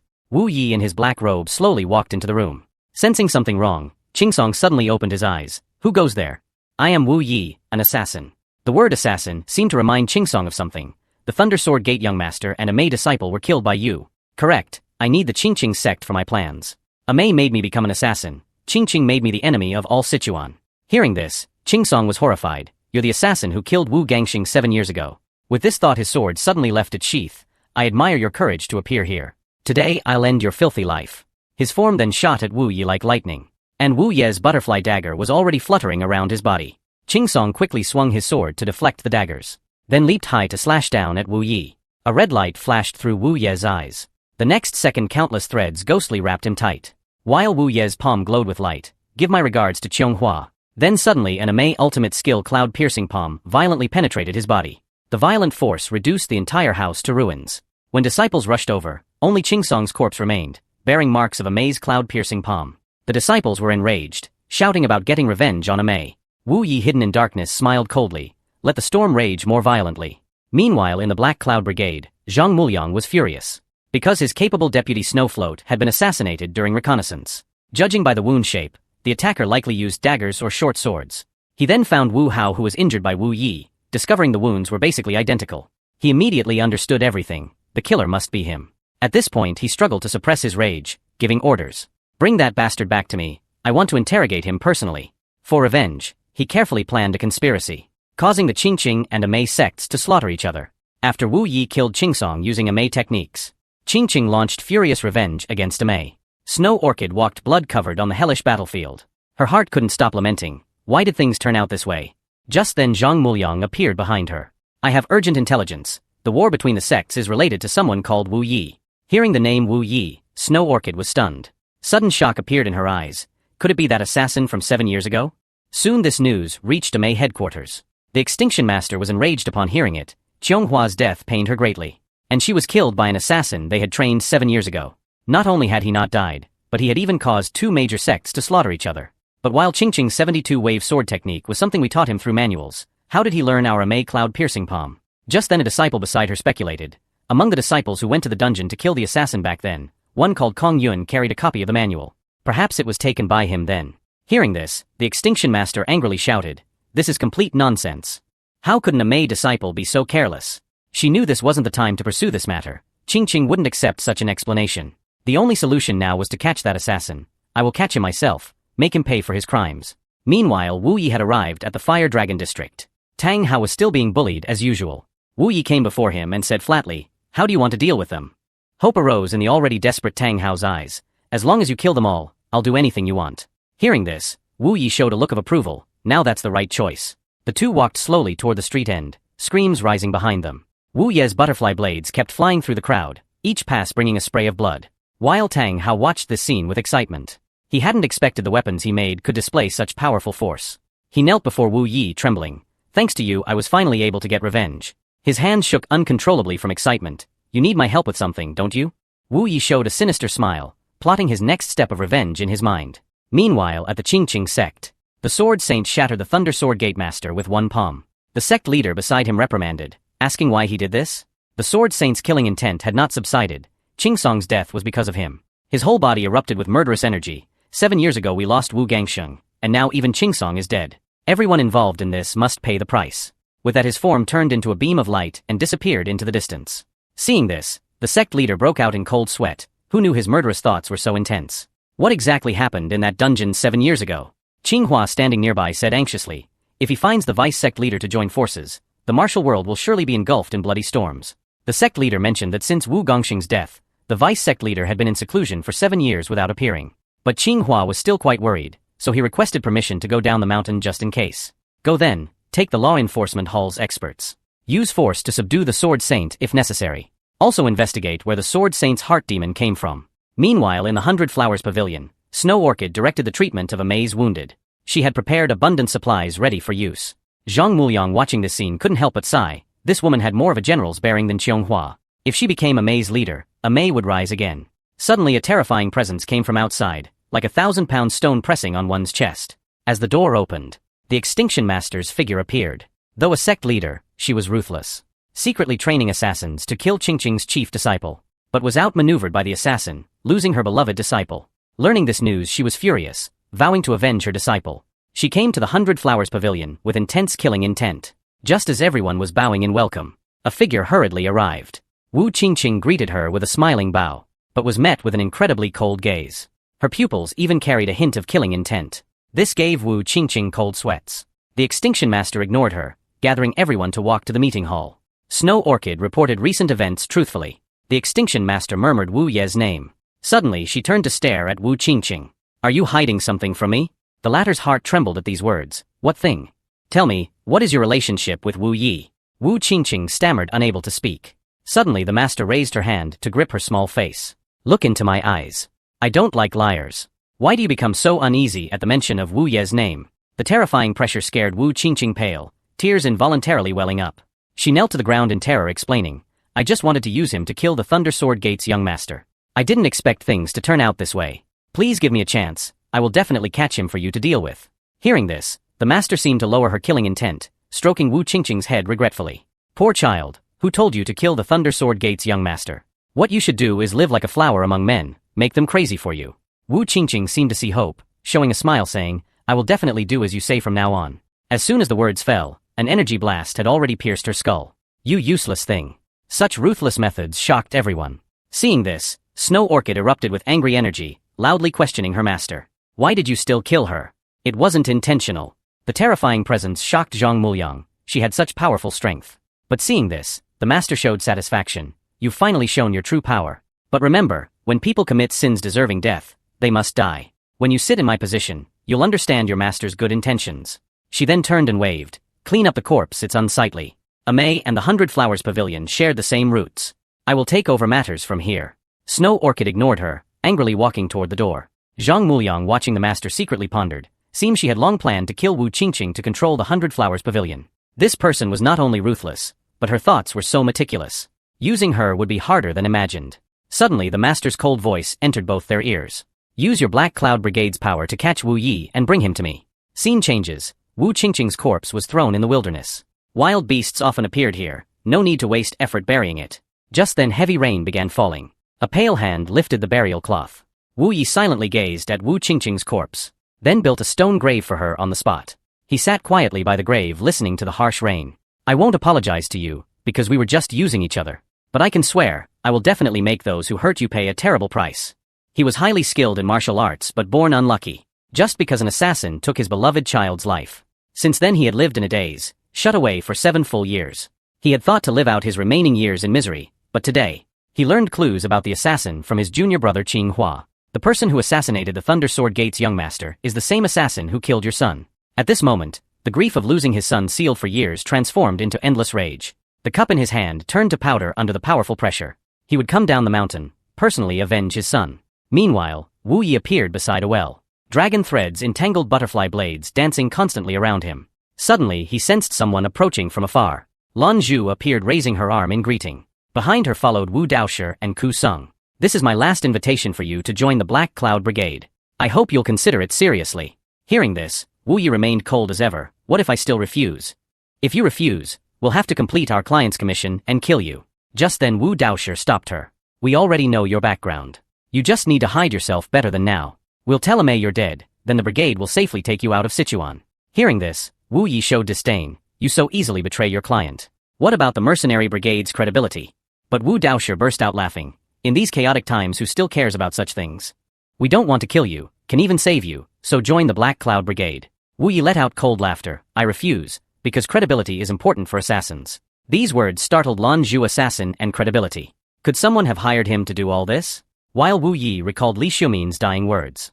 I hope they can feel what we felt, that helpless feeling of being crushed by unstoppable force.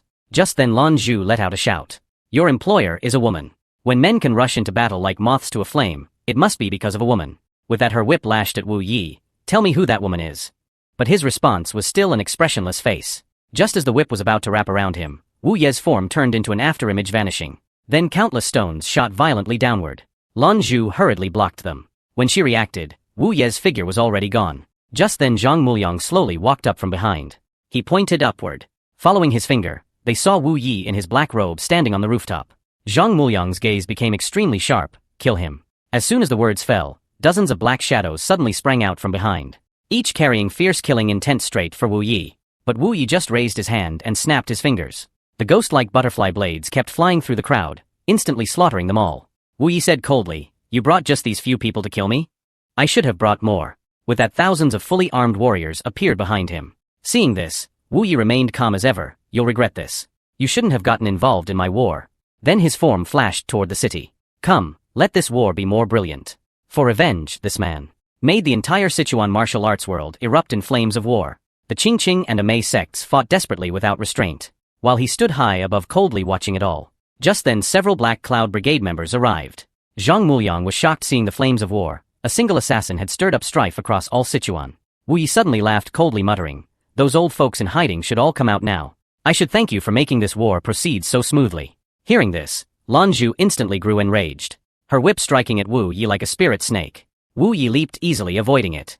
Taking advantage of Wu Ye's aerial moment, Wu Daoshi drew his sword. Internal force gathered, faintly glowing golden. With a piercing sword cry, the spiritual sword energy shot forth as a flame. But Wu Ye's dragon threads already spread all around. A light finger flick dispersed the sword energy. Then several butterfly blades shot violently downward. Seeing this, Wu Daoshi raised full guard, then struck out with his sword, trying to deflect the daggers. But the next second his face showed extreme shock. These daggers seemed to have life. Even when struck away, they would attack again from another angle. He could only raise his sword before him, struggling to defend. But he didn't know a ghostly light had appeared behind him, even though he noticed at the critical moment. It was too late. The light flashed like lightning, bringing a fountain of blood. Wu Daoshi's right arm had fallen far away. Lan Zhu shouted angrily, charging forward, but didn't know several butterfly blades approached from behind. Caught off guard, she was heavily wounded. While Wu Yi had somehow appeared before Wu Daoshi, Lan Zhu kept shouting for him to stop. But Wu Yi was unmoved, controlling the butterfly blades with killing intent in his eyes. Just then Zhang Muliang, holding a spear, shouted loudly, violently throwing it, shooting at Wu Yi. Faced with a sudden attack, Wu Yi remained calm as ever. Suddenly grabbed Wu Daoshi, using him as a shield. This scene shocked the two to rage. With a fountain of blood shooting skyward, Wu Daoshi finally fell in a pool of blood. Wu Yi gave them a cold look, seeming unwilling to tangle with them further. Then his form turned to black mist, vanishing. Lan Zhu panicked, seeing the heavily wounded Wu Daoshi, tears flowing unstoppably from her eyes. You absolutely cannot die. Wu Daoshi struggled to squeeze out a smile. Who said I'm going to die? Don't say such unlucky things. Then tilted his head, closing his eyes. Lan Zhu, red-eyed, looked at Zhang Muliang, saying coldly, word by word, we must catch him and tear him to pieces. Zhang Muliang also had a fierce expression. I will, then flashed, pursuing Wu Ye's direction. The Extinction Master had arrived in Chengdu. The scene of raging flames made her clench her teeth. The situation was far worse than she had imagined. The immediate priority was to quickly rescue Amay's allies. Then her aura suddenly surged as she shouted, follow me to rescue our allies in the Fire Dragon District. She was once a supreme expert ruling half of Sichuan's martial world. Now she relied on her power to kill indiscriminately. At her command, hundreds of Amay disciples charged toward the Fire Dragon District. Such powerful momentum terrified the people of Fire Dragon District. Boom! The main gate exploded into pieces. This scene frightened the district master so much that he unconsciously blurted out, old witch. Hearing this, the Extinction Master emanated intense killing intent. How dare you?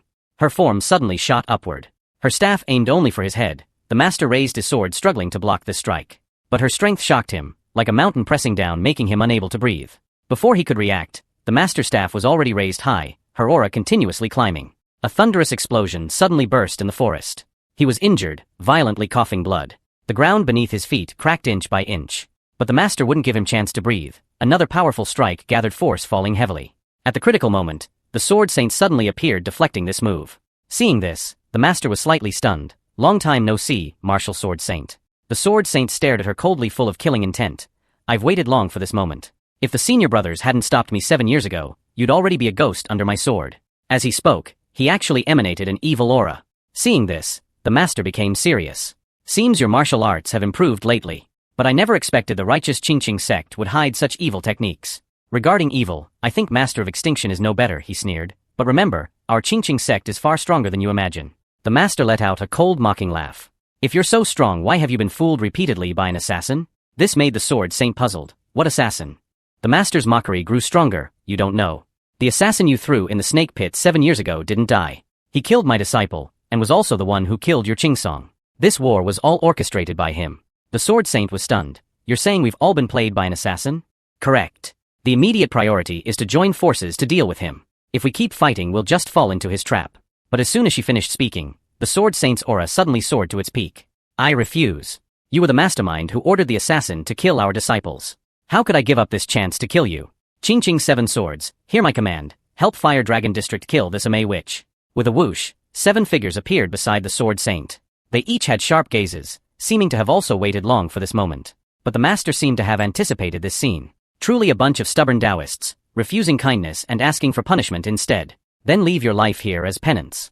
With that, 2 figures moved like the wind, instantly crossing several zhang distance to clash together. The violent force exploded like a missile, aftershocks and smoke shooting straight to the sky. This scene was fully captured by a shadow in the distance.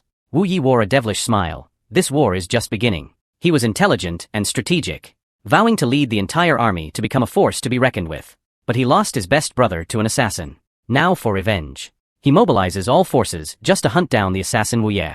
But what he didn't expect was that even with swift horses, they still couldn't catch up to Wu Ye's pace. Moreover, the opponent used no tools, relying only on inner force to condense dragon silk as a stepping board to move through the air. He absolutely cannot let him escape. He raised his spear high and shouted, commanding everyone to attack.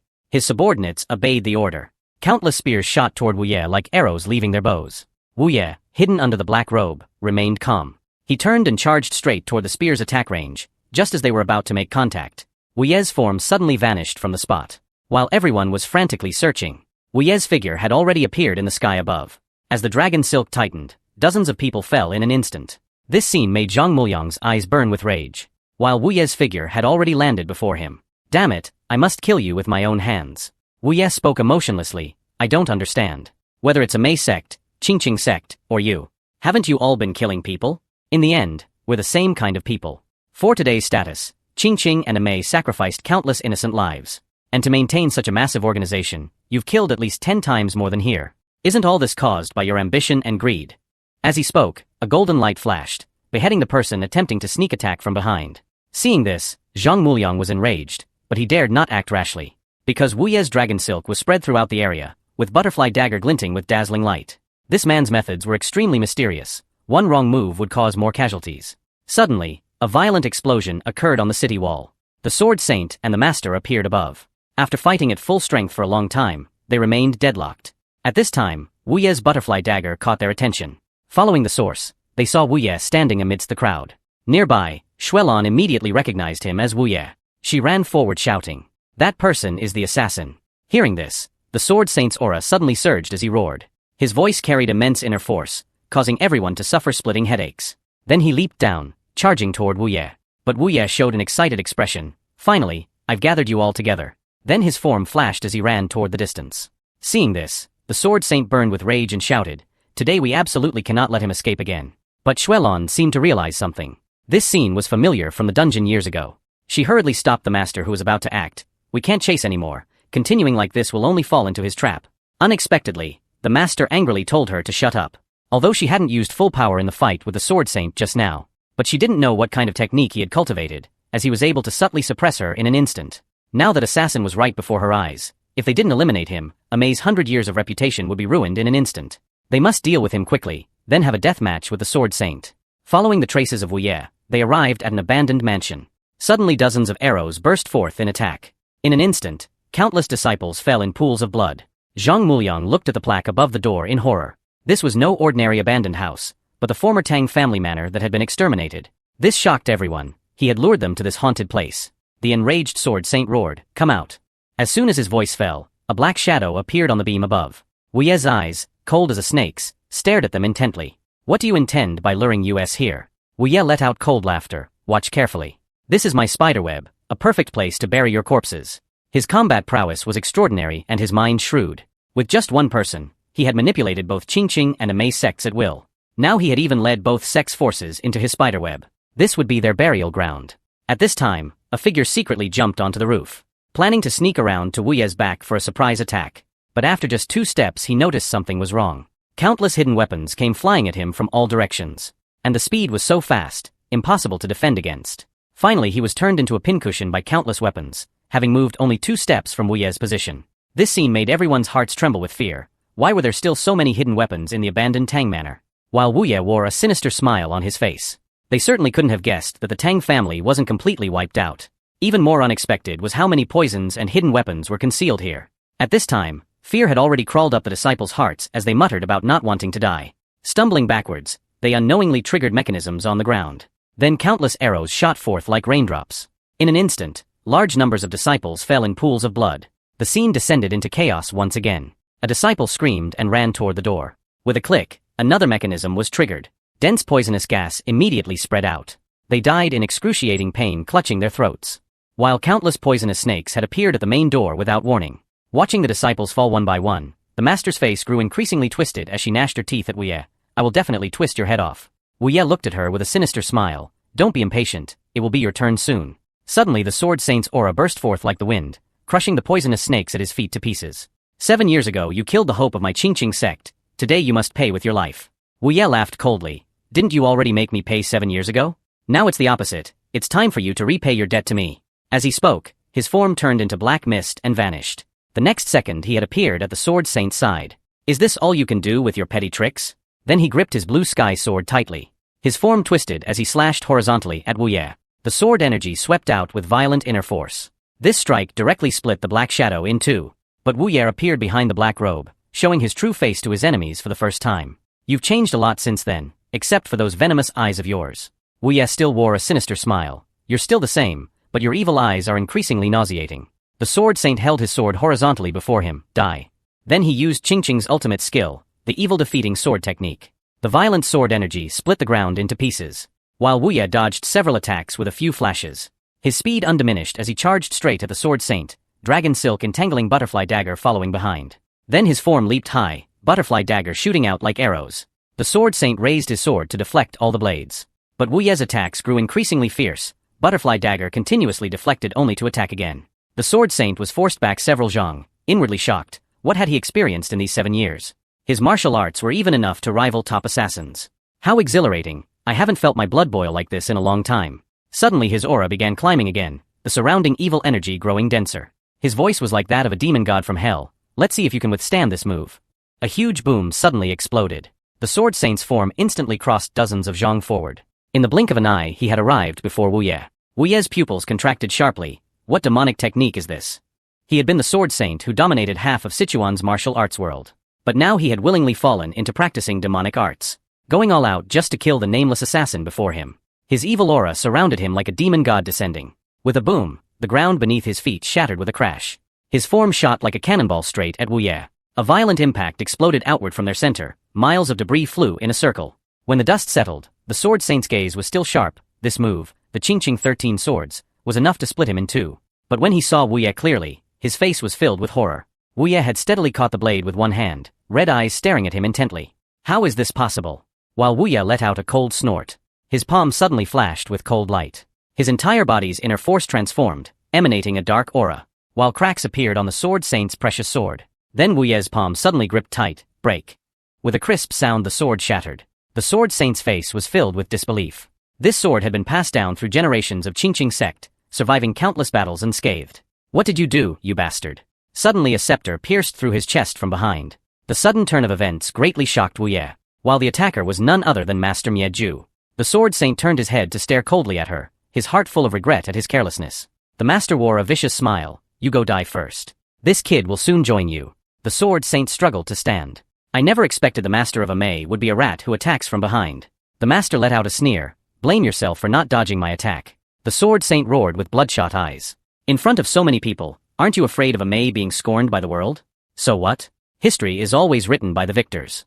When Amay rules Sichuan's martial arts world, even if anyone saw anything, they can only discuss it in their next life. Such vicious words made the sword saint burn with rage. You are nothing but a demon. Amay will surely head toward destruction because of you. These words clearly enraged the master completely. Thick inner force gradually gathered at her fingertips. Have you finished speaking? As she spoke, she appeared behind him, pulling out the scepter. You'd better worry about your Qingqing sect. Our Amay sect will exist for generations. Then her aura burst forth again, her scepter attacking the sword saint like a dragon. The powerful force instantly sent him flying. His body crashed into rocks, shattering them to pieces, losing consciousness.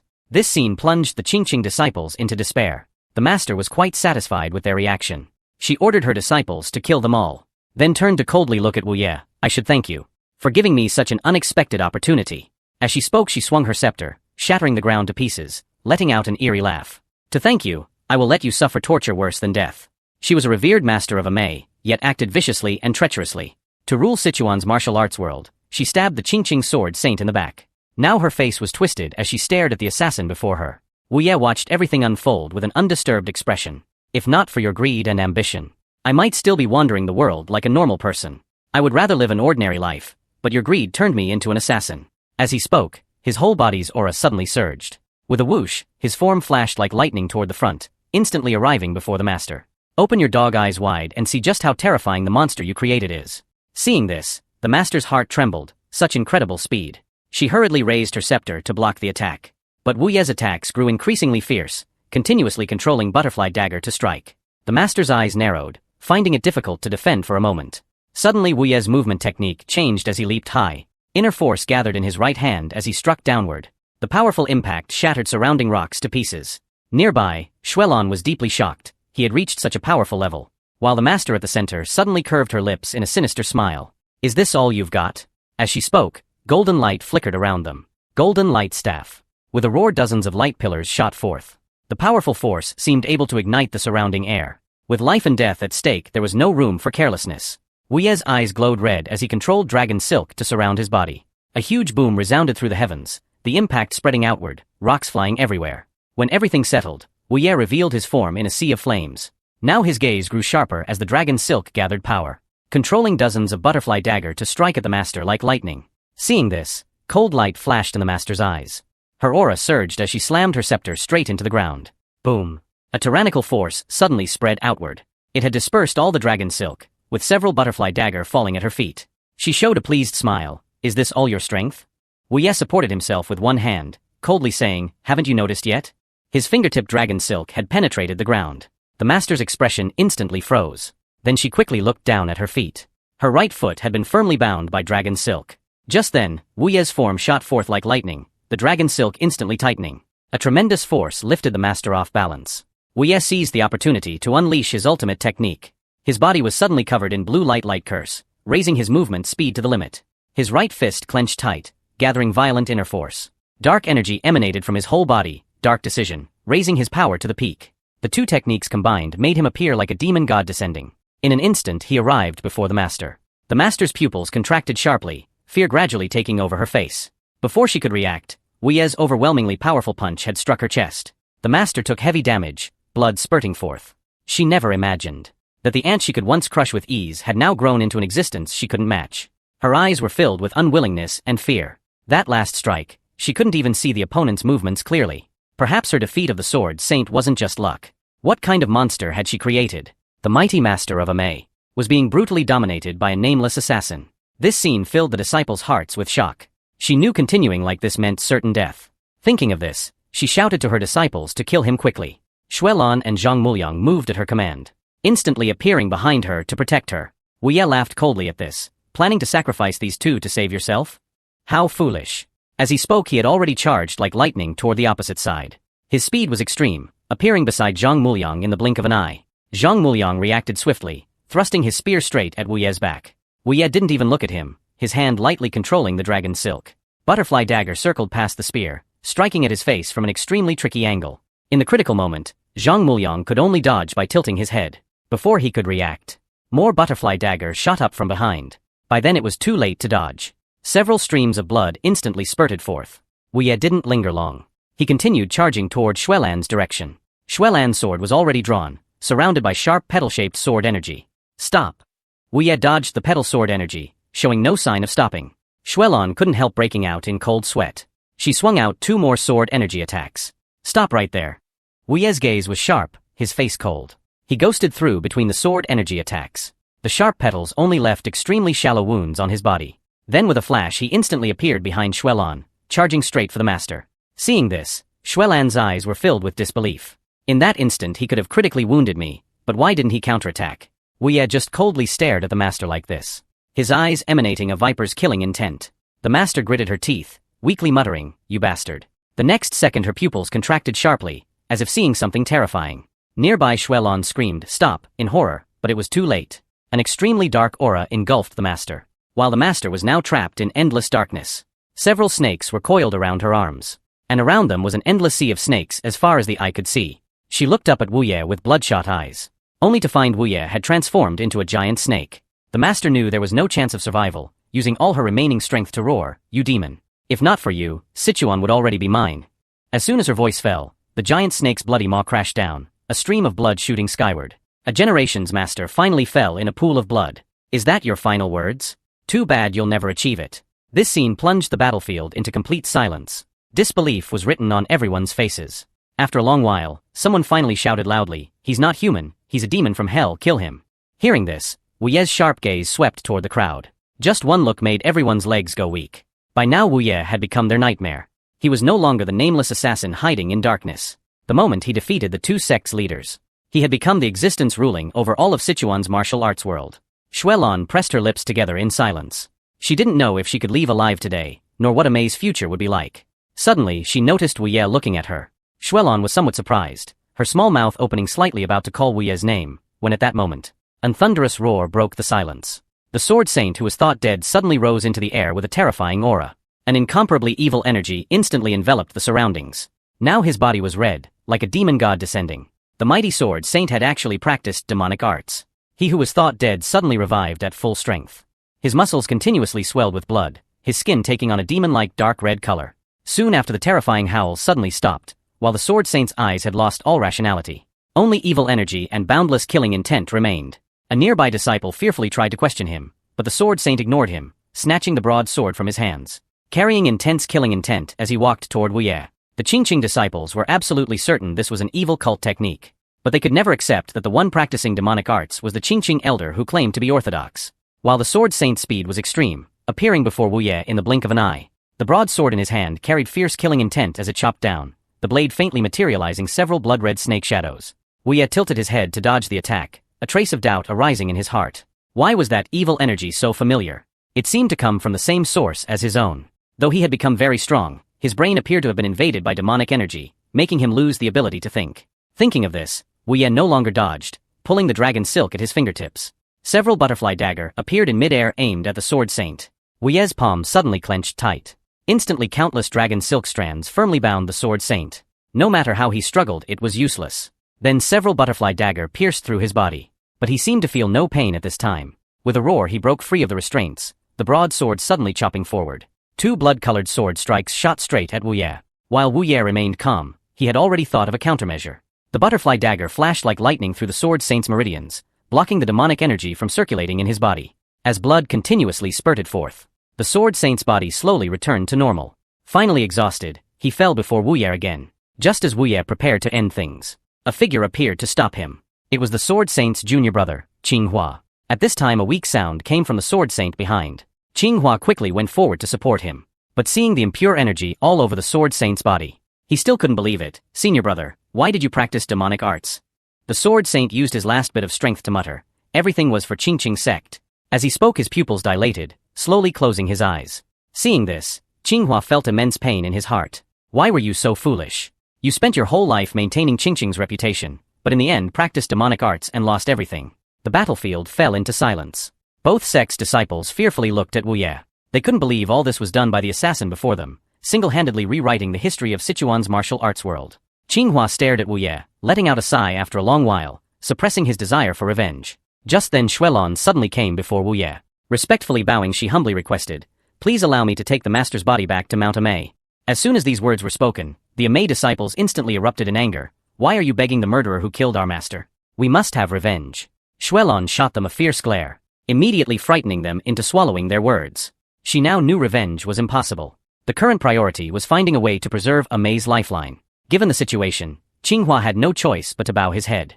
Cupping his fists respectfully, he said softly, "We also wish to take the Sword Saint's body back. Please allow us." Wu Ye's cold eyes stared at them. "If I let you go, you will surely plot revenge, just like you did to me back then." Xuelon quickly clarified her position. "I swear on my name that Amay will never seek revenge against you." Qinghua also clasped his hands and agreed.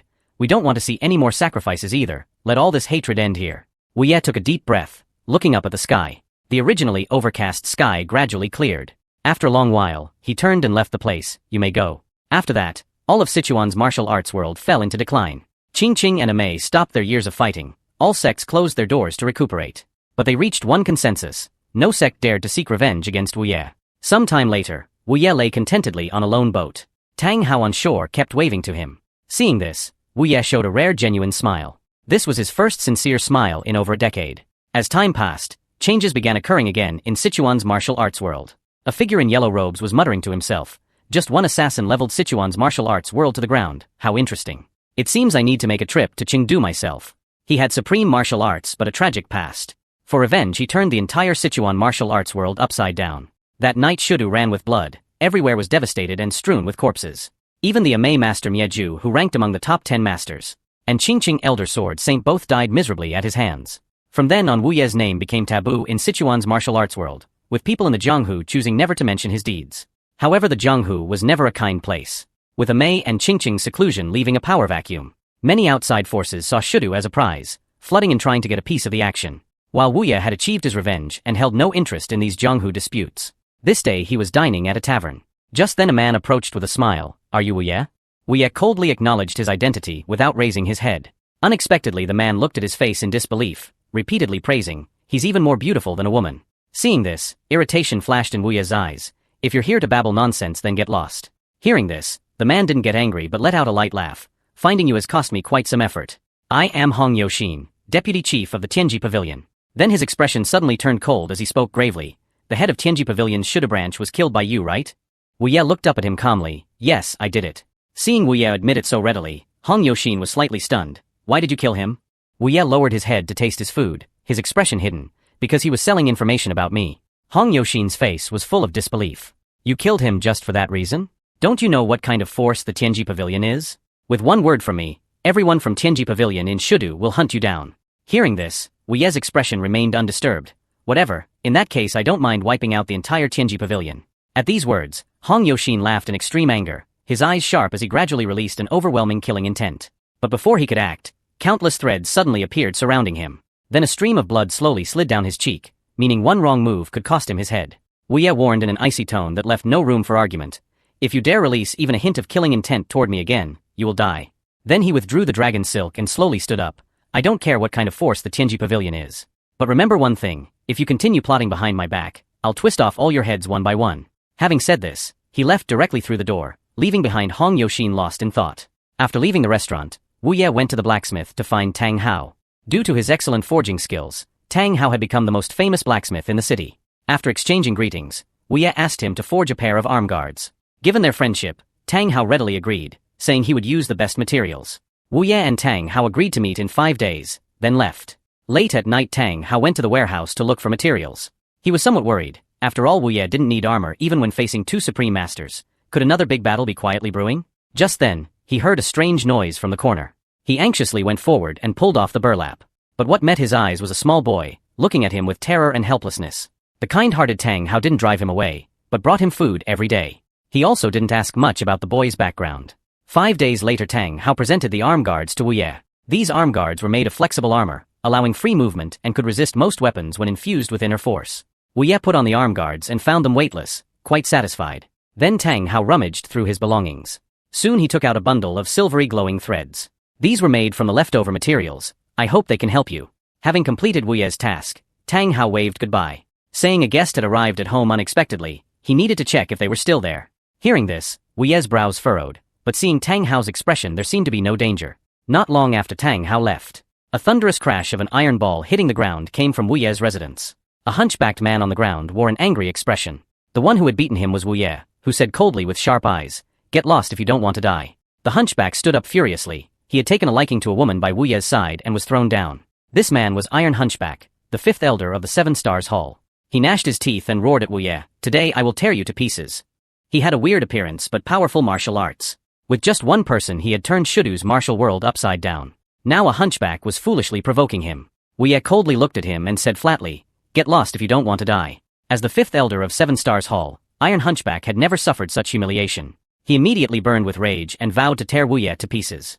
The hundreds of pounds of iron chains in his hand seemed weightless, whirling like a group of dancing snakes stirring up a whirlwind.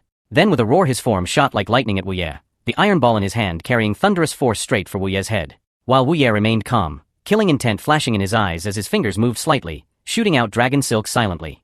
But just then a female voice shouted, telling them to stop. Iron Hunchback's charging form instantly froze. Having the battle interrupted made him very unhappy. He turned back angrily to look behind him, grinding his teeth. But he found it was his companion, Blood Witch Zhao Lucy of Seven Stars Hall and the Hallmaster Windfire Dragon Xie Tianfeng. Iron Hunchback quickly asked them to help kill the guy opposite. Xie Tianfeng was speechless hearing this. "You'd better look clearly at the situation first." Iron Hunchback looked forward in confusion. He found silver threads had already filled the space before him. One more step and he would have been torn to pieces.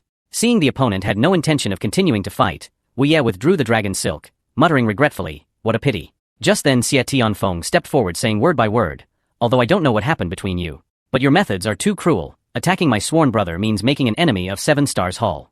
If you don't have a good explanation we won't let you off." Hearing this, Wu Ye's snake-like eyes glanced at him. Then his form slowly walked towards Xie Tianfeng. "Those who have threatened me all died without exception." At this moment Zhao Lucy stepped forward to stop her leader. "Forget it. One look and you can tell Iron Hunchback started the trouble." Then she walked up to Wu Ye with a friendly face. "I'm sorry, young hero. I apologize on his behalf. May I know your esteemed name?" As the saying goes, one doesn't strike a smiling face. Wu Ye graciously told her his name. Zhao Lucy's smile grew brighter. "I'll take responsibility for the damages here. How about we all take a step back?" Wu Ye contemplated for a moment, looking at her. Then without a word he turned and walked upstairs. Watching Wu Ye's retreating figure, Zhao Lucy's expression darkened. "I don't know what happened, but the atmosphere in Shudu is quite oppressive now. Before we find out why, it's best not to fight with others. Don't forget we still have an important mission." That night Wu Ye found Tianji Pavilion's deputy chief Hong Yoxin. The appearance of Seven Stars Hall made him somewhat suspicious, so he went to Hong Yoxin to investigate information about them. Hong Yoxin was quite speechless. After telling him not to appear again, now he comes seeking help himself. He laughed and told Wu Ye to follow the rules. Tianji Pavilion's information was quite expensive. However, if Wu Ye would answer a few questions, he would help investigate Seven Stars Hall. He was very curious about what someone with such powerful abilities ultimately wanted to achieve. Perhaps becoming a martial arts overlord or something similar. But Wu Ye's answer surprised him. "I practiced martial arts just to survive and get revenge. Now that I've killed all my enemies, I have no other desires." Hong Yoxin found Wu Ye's words interesting. Having no ambition was good news for them. Then he asked what information Wu Ye wanted to know about Seven Stars Hall. Wu Ye's eyes were sharp as he said word by word, "I just want to know why they came to Shudu." This intelligence wasn't difficult for Tianji Pavilion. Hong Yoxin smiled and reached an agreement with Wu Ye. Back at the inn, Wu Ye was preparing for bed with a maid service. But suddenly a figure appeared behind him muttering, "This room really reeks of flesh." Wu Ye calmly turned his head to look. "Who are you?" Hearing this, the visitor let out a hearty laugh. "I break in and you're so calm. Seems you don't care who the visitor is?" Wu Ye tilted his head nonchalantly saying, "If you came with hostile intent, you'd already be a corpse by now." The old man didn't argue with his words. "No wonder that little Wu Zheng was so obsessed with you. Let me introduce myself. I am Gu Yi of Qingqing sect, Wu Zheng's martial uncle. Do you know you nearly destroyed the entire Qingqing sect?" Wu Yi didn't feel it was his fault. The Sword Saint's secret practice of dark magic was his own doing, and the disgrace brought upon Qingqing sect was his own making. Gu Yi fell into deep thought as he observed Wu Ye's reaction. "I had planned to kill you to restore Qingqing's honor. I used to think you were an unforgivable demon, but now I reject that notion. I sense no evil within you, rather, you're like a ray of light emerging from darkness. Perhaps Qingqing's current fate is heaven's will, a punishment for failing to stay true to the righteous path. Let's put the old grudges to rest, but I hope you can agree to one thing. With both Qingqing and Amay, two pillars of martial arts, now fallen, someone will surely try to take their place. If evil forces seize this opportunity, it could bring disaster to Shu capital and even the entire martial arts world. I hope you can help prevent this from happening." Without a second thought, Wu Yi refused, feeling no obligation to do such things. Gu Yi turned and gave Wu Yi a meaningful look. "I hope you can distinguish between good and evil, and develop a compassionate heart. We shall meet again." Meanwhile, in Tang Hao's blacksmith shop, the young boy let down his guard and shared his story. His name was Nan Xingyu, from Huizhou, and he had fled here while being pursued by assassins. Tang Hao was shocked and asked who was after him. Unknown to them, a dark figure on the roof beam was watching them intently. Nan Xingyu said fearfully, "I only know it was someone dressed in black." No sooner had he spoken than a ghostly light struck directly at his neck. Nan Xingyu watched helplessly as blood gushed from his wound. Tang Hao stood frozen, stunned by the scene before him. The boy's body was split in half by the assassin's blade. Though he should have died instantly, he lay on the ground convulsing violently. Monster-like howls continuously emerged from his mouth. Then, to the assassin's surprise, he slowly stood up. As an eerie aura slowly dissipated, the boy's half-body miraculously healed instantly. His eyes blazed with bloodlust like a demon god, seeming to have lost all self-awareness. Yet seeing this, the assassin didn't fear but instead laughed, because the target was worth more alive than dead. He grabbed the boy's head, unable to hide his excitement. But at that moment, an unexpected change occurred.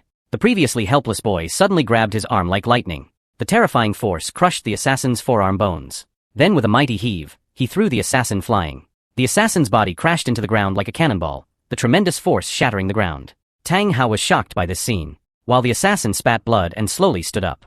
He was puzzled how a child who had never practiced martial arts could possess such strength. Moreover, his wounds had healed perfectly almost instantly. After a moment's thought, the assassin realized this target was no ordinary person. No wonder they were willing to pay such a high price to capture you. I want to see if you can still regenerate after I cut off all your limbs. But just then Tang Hao rushed forward and grabbed the assassin. He anxiously shouted to the boy, "Lan Xingyu, run." The sudden shout instantly awakened Lan Xingyu's consciousness. Seeing him standing there dazed, Tang Hao continued urging, "What are you waiting for? Run." The assassin quickly struck Tang Hao's chest with his palm, sending him flying. But when he turned back, Lan Xingyu had already vanished. He ignored the unconscious Tang Hao and walked towards the door, muttering, "What a nuisance." Meanwhile, Hong Yoxin also discovered the Seven-Star Hall's purpose in coming to Sichuan. They were hunting for a 15-year-old child, though the exact reason remained unclear. Just then, Tang Hao suddenly burst in. Anxiously grabbing Wu Ye's clothes, he pleaded, "Wu Yi, help me." Faced with one of his few friends, Wu Yi didn't refuse, saying he would help however he could. So Tang Hao recounted everything from Lan Xingyu's arrival at his home to the assassination attempt, including how Lan Xingyu could resurrect from death. After hearing Tang Hao's description, Hong Yoxin deduced that assassin must be Zhao Sanbu, the Wind Bloodblade, 7th member of the Seven-Star Hall. As for the boy who could revive after being split in half, it likely had to do with the legendary Demon King. The Demon King's appearance 15 years ago had caused an uproar in the martial arts world. Rumors said that no matter which supreme master he fought or how severe his injuries, he would always recover. At some point, a rumor spread throughout the Jianghu that whoever could unlock the Demon King's secret would gain immortality. Since then, many factions had been secretly searching for traces of the Demon King. And that boy was very likely the Demon King himself. Meanwhile, flames suddenly rose from a town in Sichuan. It was the work of Zhao Lucy, who had received information from Zhao Sanbu.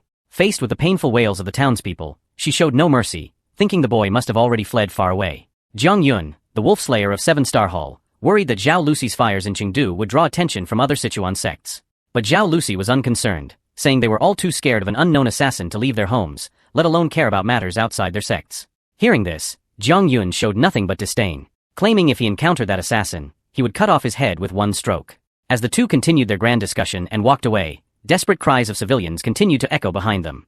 Zhao Lucy smirked and said softly, "Those screams of helplessness always sound so sweet." As soon as she finished speaking, a silver thread silently wrapped around Jiang Yun's neck.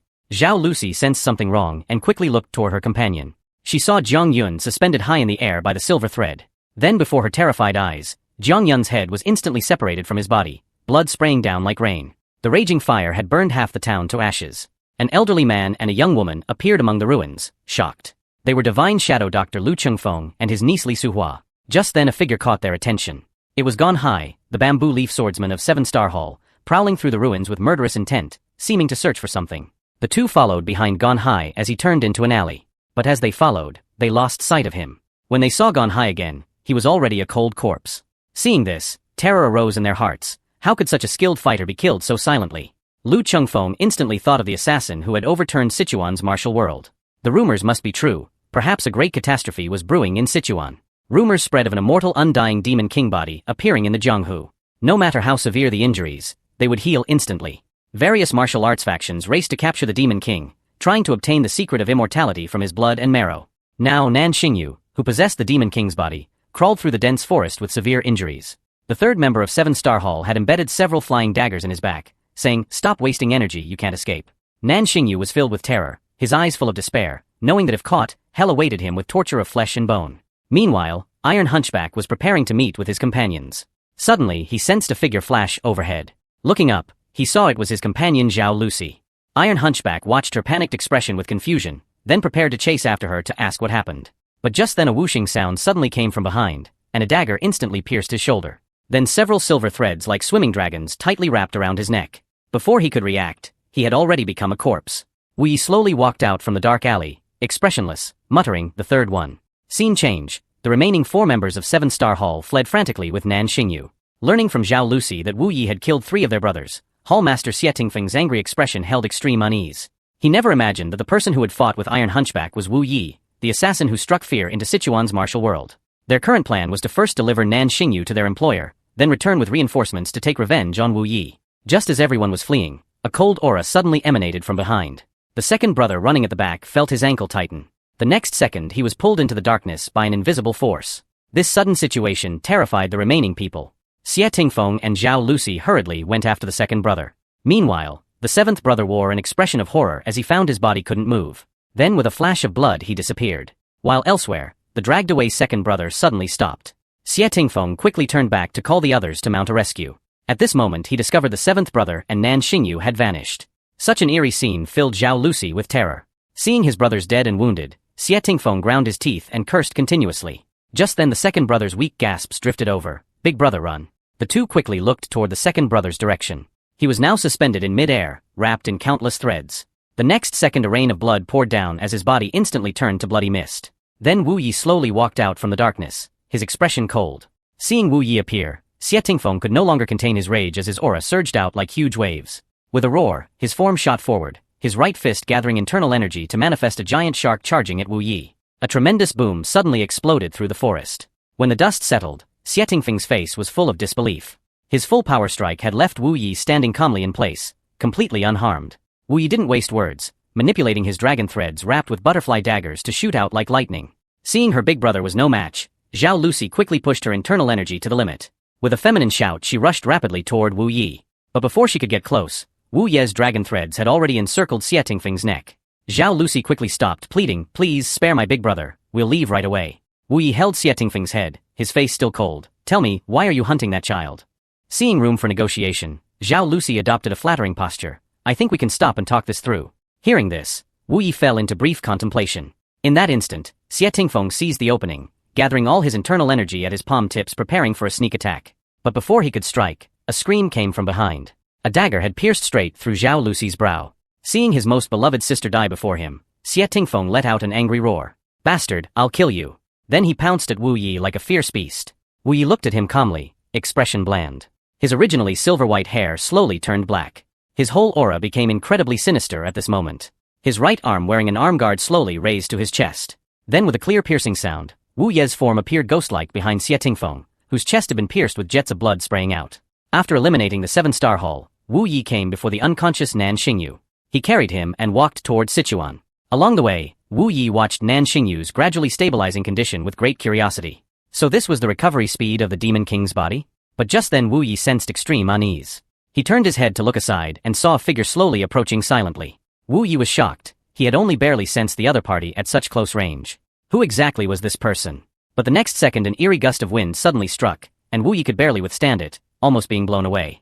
He could now be certain the other party was definitely not someone to be trifled with. The other's aura was like a giant dragon, pressing down so he could hardly breathe. He was one of the martial world's 3 supreme sovereigns, the Wind Sovereign. Just his emanating aura could condense into a giant dragon, the terrifying pressure pouring down made Wu Yi struggle to resist. Wu Yi never imagined such a powerful existence remained in the world, but he was not one to accept defeat sitting down. His whole body's aura suddenly erupted, condensing into several huge spirit snakes. With piercing hisses, they shot like lightning toward Wind Sovereign. Seeing this, Wind Sovereign let out a cold laugh. Terrifying energy instantly surged out, forming a wind shield around his body, completely destroying Wu Ye's spirit snakes. Seeing the other so casually neutralize his attack, Wu Yi was shocked beyond measure. For the first time he felt his strength was so insignificant. Thinking this, he pushed his internal energy to the limit. If he didn't use full power to kill the other party, he would likely die today. But his attacks still couldn't break through Wind Sovereign's defense, all blocked by the wind shield before getting close. Wind Sovereign wore an amused smile as he slowly raised his hand in a sword finger position. Then accompanied by an overwhelmingly violent aura, he pointed forward. Wu Yi felt an irresistible force suddenly strike. Terrifying wind blades like swords cut open his skin. In an instant countless wounds blossomed across Wu Ye's body. In this life or death moment, Wu Yi could only grit his teeth to avoid vital points while manipulating his butterfly daggers to fly and dance around him, blocking most of the attacks. Wind Sovereign hadn't expected Wu Yi could still block his technique and survive through the dense wind blades. Moreover, Wu Ye's aura now grew even stronger. Could this guy have fully awakened his potential? Just then Wu Yi suddenly erupted with a violent aura and roared to the sky, seeming prepared to stake everything on one last fight. Though surprised by Wu Ye's strength, Wind Sovereign didn't stop his movements. His right hand gathered internal energy and lifted slightly. Wu Yi was instantly wrapped in a tornado, unable to move. Then Wind Sovereign's two fingers suddenly thrust out, pointing to the sky, and a giant dragon bearing Boundless Might appeared in midair. Though you're interesting, I don't have time to waste with you. As his fingers suddenly pointed toward Wu Yi, the dragon let out an ear-splitting roar as it crashed down, its savage power destroying half the forest. When the dust settled, Wind Sovereign looked at the huge crater with a serious expression. His instincts told him this strike still hadn't killed Wu Yi. Just then, a golden light suddenly flashed in the thick smoke. Sensing something amiss, he quickly looked down. A golden thread had somehow wrapped around his lower leg. Wu Ye's arm suddenly exerted force, trying to pull him close. He knew Wind Sovereign's attacks were extremely strange, only close combat could give him a chance of survival. Seeing this, Wind Sovereign inwardly cursed his carelessness. He quickly jumped up, using his energy to break the golden thread. Wu Yi was covered in blood, but his eyes remained cold as he stared intently. Such resolute eyes made Wind Sovereign increasingly surprised. Not only had the other survived his killing move, he had even seized an opening to counterattack at the same time. Even in his decades walking the Jianghu, he had never met such a terrifying opponent. In Wu Ye's eyes he saw no trace of fear, rather he felt like he was being stared at by a poisonous snake.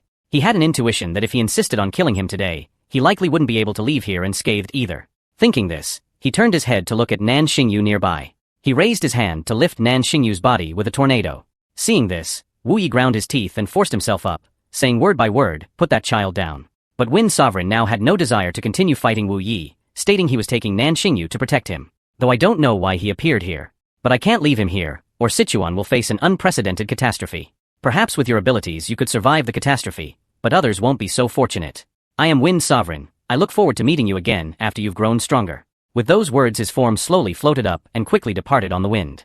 Wu Yi collapsed sitting on the ground, his thoughts unable to settle for a long time. After this battle he realized for the first time his own lack of strength. If he wanted to survive in this treacherous Jianghu, he must become even stronger. The next day, Heavenly Mechanism Pavilion Vice Leader Hong Yoshin looked at 7 corpses on the ground with an unsettled expression. He never imagined the 7-star hall, with fighting power rivaling a major sect, could be silently wiped out in Wu Yi. Hong Yoshin was extremely shocked. Just how terrifying was this assassin Wu Ye's strength? Understanding the implications, he ordered his subordinates, immediately gather all intelligence about Wu Yi, but be careful to stay hidden and avoid conflict. Meanwhile Wu Yi hid at Tang Hao's residence recovering from his injuries. He told Tang Hao about Wind Sovereign taking Nan Xingyu. Looking at the injured Wu Yi, Tang Hao felt very guilty. He had only felt Nan Xingyu was similar to himself as a child, so he had requested Wu Ye's help, never imagining it would draw attention from so many experts. Even Wind Sovereign, ranked in the martial world's top 10, had personally appeared. When Wu Yi heard Tang Hao knew of Wind Sovereign, he immediately became interested. He had always been solitary, knowing nothing of Jianghu matters, so he asked Tang Hao to explain. It turned out Wind Sovereign was an expert on par with the leaders of the 2 powers, 3 gates, 3 manors, and 3 overlords. The 2 powers referred to Tianwu Manor and Quanwu Gate. Though established less than a century ago, they had achieved glorious honors in the Heaven Demon War. The 3 gates were Wudong Sect, Huashan Sect, and Shaolin Temple. They had deep roots and profound heritage in the martial world. The 3 manors were Divine Moon Manor, Rain Sword Manor, and Phantom Sword Manor. Finally, the 3 overlords were Dragon Sky Valley, 5 Sword Pavilion, and Water Sky Alliance. Originally there were 10 overlords, but only these 3 survived after the Heaven Demon War. These 11 forces were the current rulers of the martial world. There were also some who belonged to no faction but whose individual strength matched the 11 powers. They were known as the 8 Stars and 3 Sovereigns. Besides Wind Sovereign, there were also the Battle Sovereign and Sword Sovereign. Tang Hao didn't know much about the 8 Stars. Wu Yi learned there were at least 20 experts at Wind Sovereign's level. This made Wu Yi realize he had been like a frog in a well before. But it also strengthened his determination to become stronger. He must become powerful enough that no one could take anything from his hands. At dusk, Wu Yi disguised himself and appeared in the outskirts. He hid his presence to avoid Heaven Mechanism Pavilion surveillance. He needed to ensure his next plan would succeed perfectly. Soon after, Wu Yi came to Clear Wind Manor. This was also once the headquarters of the Blood Shadow Pavilion. Walking along the familiar path, bitter childhood memories surfaced, scenes of companions playing before missions. And that girl who deeply loved him, by Xiumin. But Wu Yi came here with only one purpose. He was certain the Blood Shadow Pavilion leader must have hidden treasures. Though Amay sect had looted the place when destroying Blood Shadow Pavilion, How could an assassin organization's leader not have contingencies? After searching fruitlessly, Wu Yi shifted his gaze to the ceiling. Then with one palm strike, he shattered a stone panel. Wu Yi leaped up and entered a passage. The space above wasn't wide, with only a red wooden box stored there. Wu Yi took out a red booklet from inside and smiled, just as I expected. Wu Yi appeared in a wealthy merchant's house late at night. Zhao Zhiting, I hear you've accumulated quite a fortune lately. Zhao Zhiting looked up at Wu Yi, his heart trembling. Are you Lord Dark Moon? Wu Yi heard the title but maintained his cold expression without answering. Terrified by the oppressive atmosphere, Zhao Zhiting kept kowtowing. I'm sorry, Lord Dark Moon. It's been 7 years without news of you. I didn't recognize you at first. He then placed all his money before Wu Yi. This is all my savings from recent times. Wu Yi took the money and vanished in a flash. Zhao Zhiting collapsed to the ground, breathing heavily. Lord Dark Moon has appeared again. It seems we'll have to pay tribute every year from now on. Meanwhile, Wu Yi appeared on the rooftop. He kept weighing the money he'd received in his hand. According to the Red Book's records, the Shadow Palace Master had dispersed funds in various locations as a precaution. It would take considerable time to collect them all. The man, in pursuit of mastering supreme martial arts, had to kill a bull every day, ensuring the bull died without any suffering. The purpose was to train in accurately finding the death points on animals, achieving instant kills. These death points weren't fixed but moved along certain patterns. This man was Wu Yi, who had been training in secret under a hidden identity. After painlessly slaughtering over 1,000 bulls at the slaughterhouse, today he finally mastered the rules of death point movement. A year had passed since the 7-Star Hall massacre. Lu Chengfeng walked the small town streets with resignation.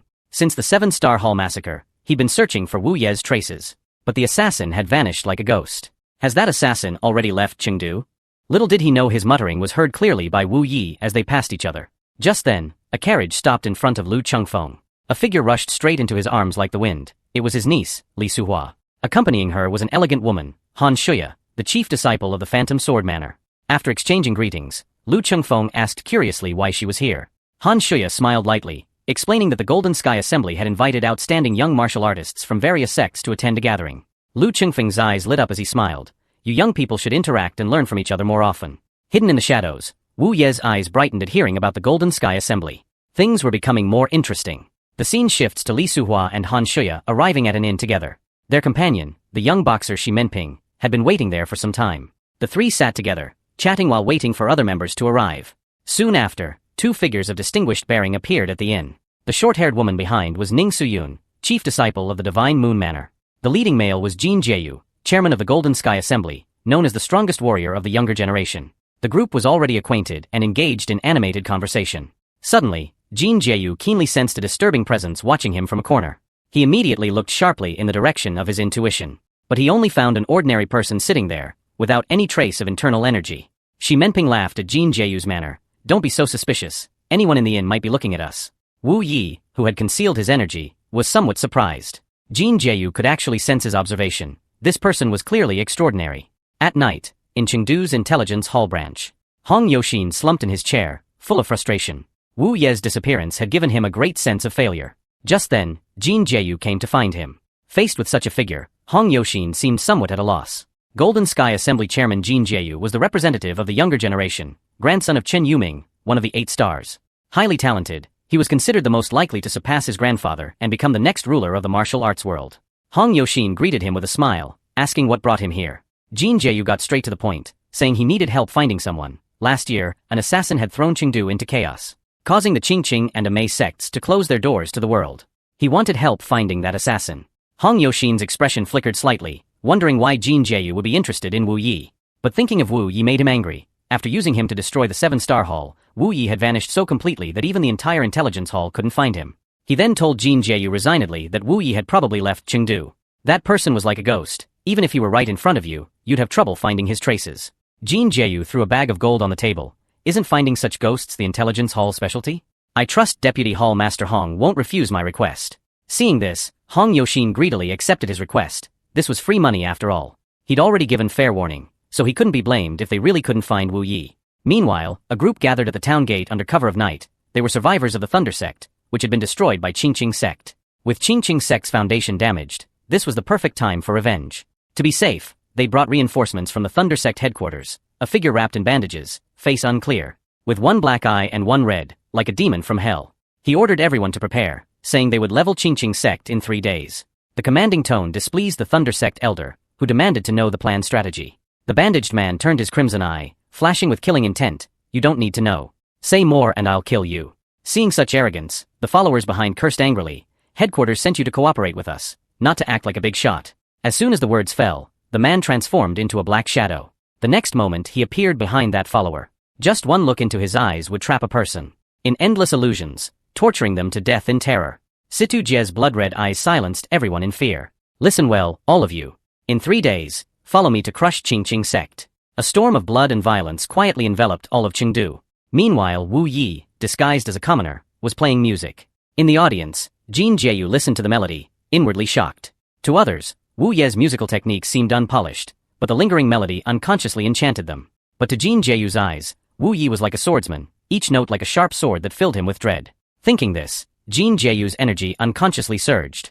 This person was definitely not as simple as he appeared. Even with his own strength, victory wasn't certain. At this moment, Wu Ye's eyes emitted a bewitching light. The music suddenly quickened, drifting to all corners of the stage. When the piece ended, the audience was entranced, applauding enthusiastically. Jin Jieyu, seeing the moment was right, quickly approached Wu Yi. He expressed how moved he was by Wu Ye's music and hoped to become acquainted. Wu Yi didn't refuse and chatted with him. Soon after, Wu Yi appeared in a secluded residence. Jin Jieyu's intentional approach was within his expectations, but the way the other looked at him suggested he'd noticed something.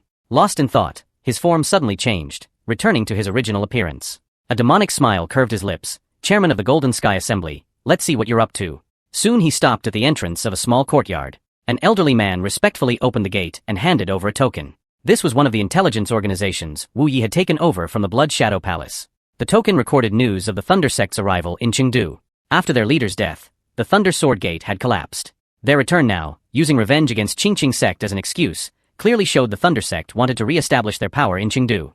A cold light flashed in Wu Ye's eyes. It seemed Gu Ye's predictions about Chengdu's future were slowly coming true. The scene shifts to the most prosperous place in town, the Tianxiang Tower. Shi Menping was happily playing chess with guests. Just then, an elegantly dressed woman passed by. This woman was Tianxiang Tower's leading courtesan, Su Xiang. Her lovely face immediately captivated Shi Menping.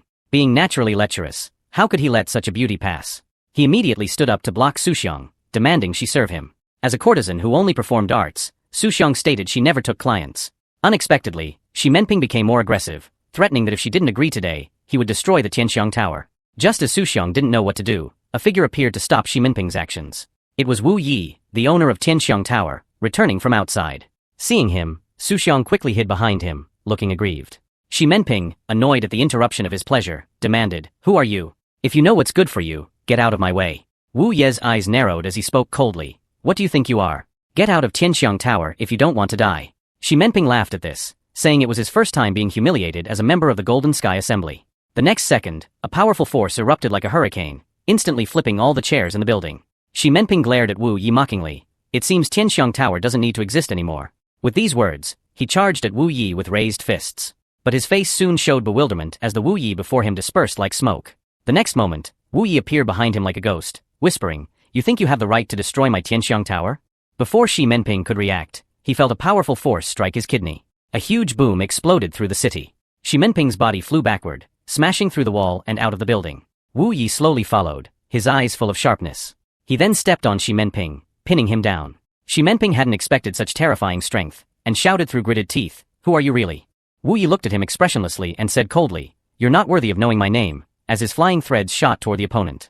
Then a bone-chilling scream echoed through the town. Wu Yi had broken all of Shi Menping's bones. After finishing, Wu Yi ignored Shi Menping, who was like a dead man, and walked inside, ordering 2 subordinates, "Throw this trash far away." 3 days later, the melancholy Qingqing sect received unwelcome visitors. The new master of the Thunder Sword Gate accused the Qingqing sect master of poor management, citing the crime of their sword saint killing the old master, saying he should commit suicide to atone. This immediately aroused discontent among Qingqing sect members. Hadn't the sword saint, who killed their master, already died? Wasn't that enough? The usually benevolent Qingqing sect master's face changed dramatically. The Thunder Sword Gate's old master had died at Qingqing sect, and he'd always felt responsible. As tensions rose, a figure stepped forward asking everyone to calm down. This was Li Ping, principal of the Tianwu Academy, who had long maintained close ties with Qingqing sect. The sect master felt relieved seeing an ally step forward. But the next moment, Li Ping raised his head revealing unnaturally crimson eyes. "I think the Thunder Sword Gate master is right. The Qingqing sect master should commit suicide to atone." The sect master trembled as if plunged into ice. "What's going on?" Then another person slowly pushed through the crowd, sneering, "I am Gu Luo, master of the true martial gate." I also agree with Principal Li Ping's view. Gu Luo's eyes, like Li Ping's, showed an eerie blood-red color. Many sects seemed united in their determination to fight Qingqing's sect to the death. The strange state of these two close friends who had suddenly turned against them made Qinghua, beside the sect master, suspicious. Master, their mental state seems wrong, they must be controlled by something. But before he could figure out why, an inner disciple called out, saying he had something to say. The two looked at the inner disciple without suspicion. Child, have you discovered something? But what followed was the disciple's maniacal laughter as a sharp dagger appeared in his hand. He then struck like lightning, stabbing deep into the sect master's abdomen. This disciple's eyes were also bright red. The sudden situation left everyone paralyzed. Qinghua supported the sect master while cursing at the disciple. Why did you do this? The disciple just smiled insanely like a puppet. He should atone for his sins. As his words fell, more than 10 abnormally behaving disciples gathered behind him, all muttering the same words, atone, atone. Other normal disciples quickly protected the sect master. Stop. Do you know what you're doing? But the red-eyed disciples ignored their words, howling and charging forward like wolves. A battle of brothers killing brothers officially began, with Qinghua watching in shocking disbelief. Then Li Ping and Gu Luo smiled eerily and spoke in unison. Disciples, hear my command, crush Qingqing's sect. With fierce battle cries, disciples from both sects drew weapons and charged at Qingqing disciples. Meanwhile, Situ Jie sat on the city wall, watching the battlefield with strange laughter. When internal conflict erupts, even a great sect like Qingqing would collapse. Qinghua watched the disciples killing each other, his face changing constantly. Who was controlling everything from the shadows? They must have been poisoned to act so strangely. The mastermind must be hiding nearby, watching. As he scanned the crowd seeking the hidden manipulator, a figure suddenly appeared in the air, rushing toward them. Then came a huge boom as violent energy like a cannonball shattered the rocks below, instantly blowing away the fighting crowd. It was Jin Jieyu, chairman of the Golden Sky Assembly. With him came Ning Suyun and Han Shuya. The three calmly bowed to Qingqing's two leaders. Elder Qinghua, what happened here? Qinghua immediately explained everything. Meanwhile, Ning Suyun, examining the abnormal disciples, spoke gravely. They're showing signs of insect poison, and it's the rare golden silkworm poison from the southern regions. Hearing insect poison, Qinghua's heart jumped. He quickly asked if there was a way to save them. After a moment's thought, Ning Suyun slowly said, the poison spreader must be nearby. We must quickly find and eliminate them.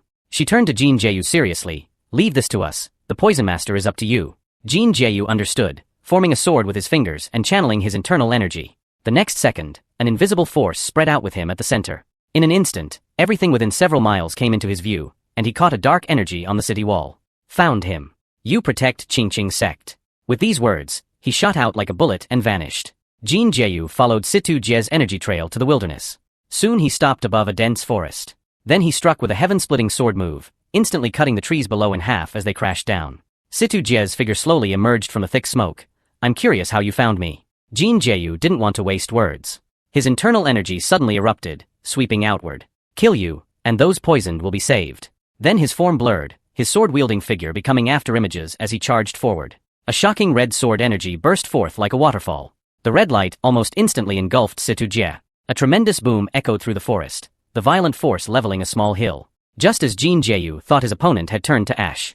Unexpectedly, Situ Jie's hoarse voice sounded behind him. Kid, I'll remember you. Jin Jieyu quickly turned to attack again, but found the other had already vanished without a trace. The large bloodstains left on the ground indicated serious injuries.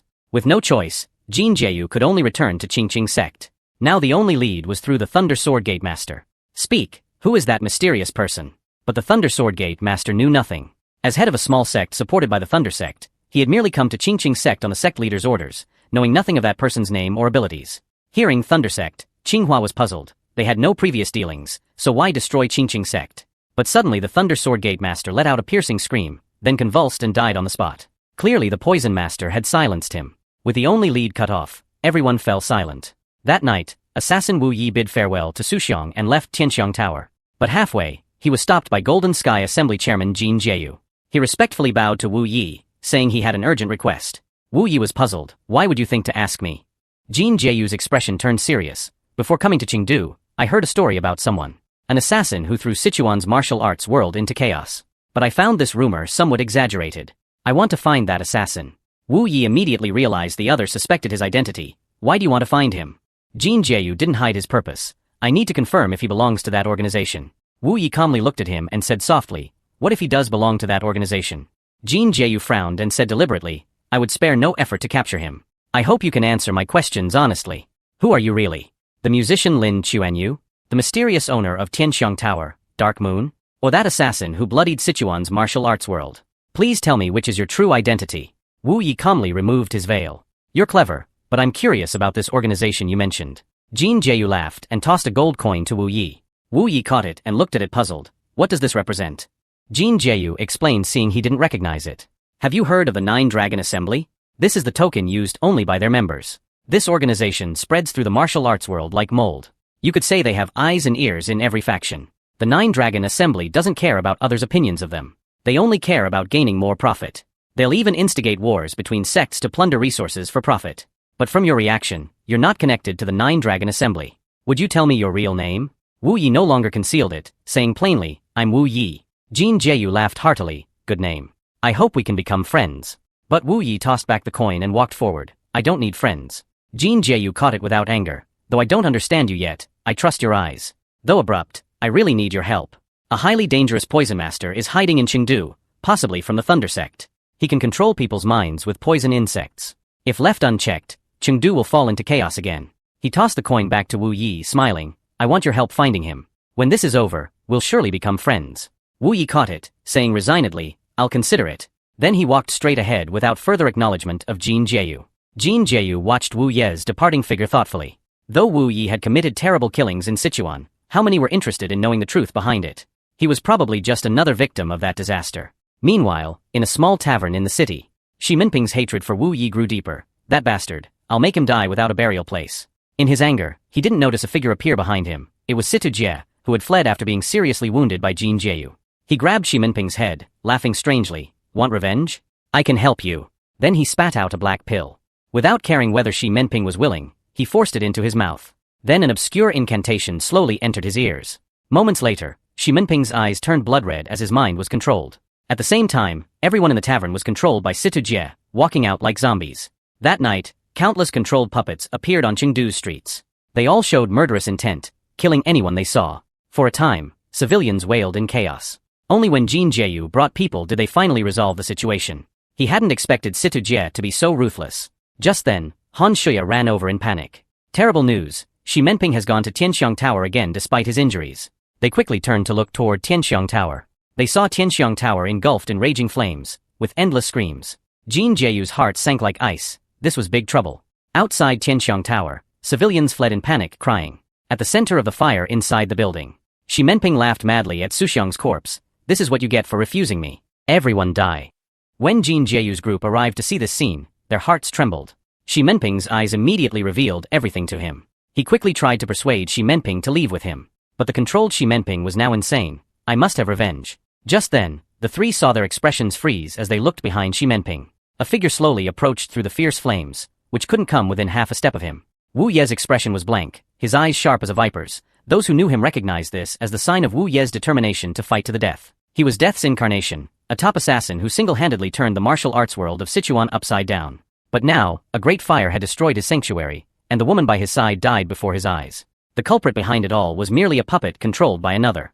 At this moment, Wu Ye's inner rage could only be quenched by lives. Without wasting words, a dragon thread shot out from his fingertip like lightning.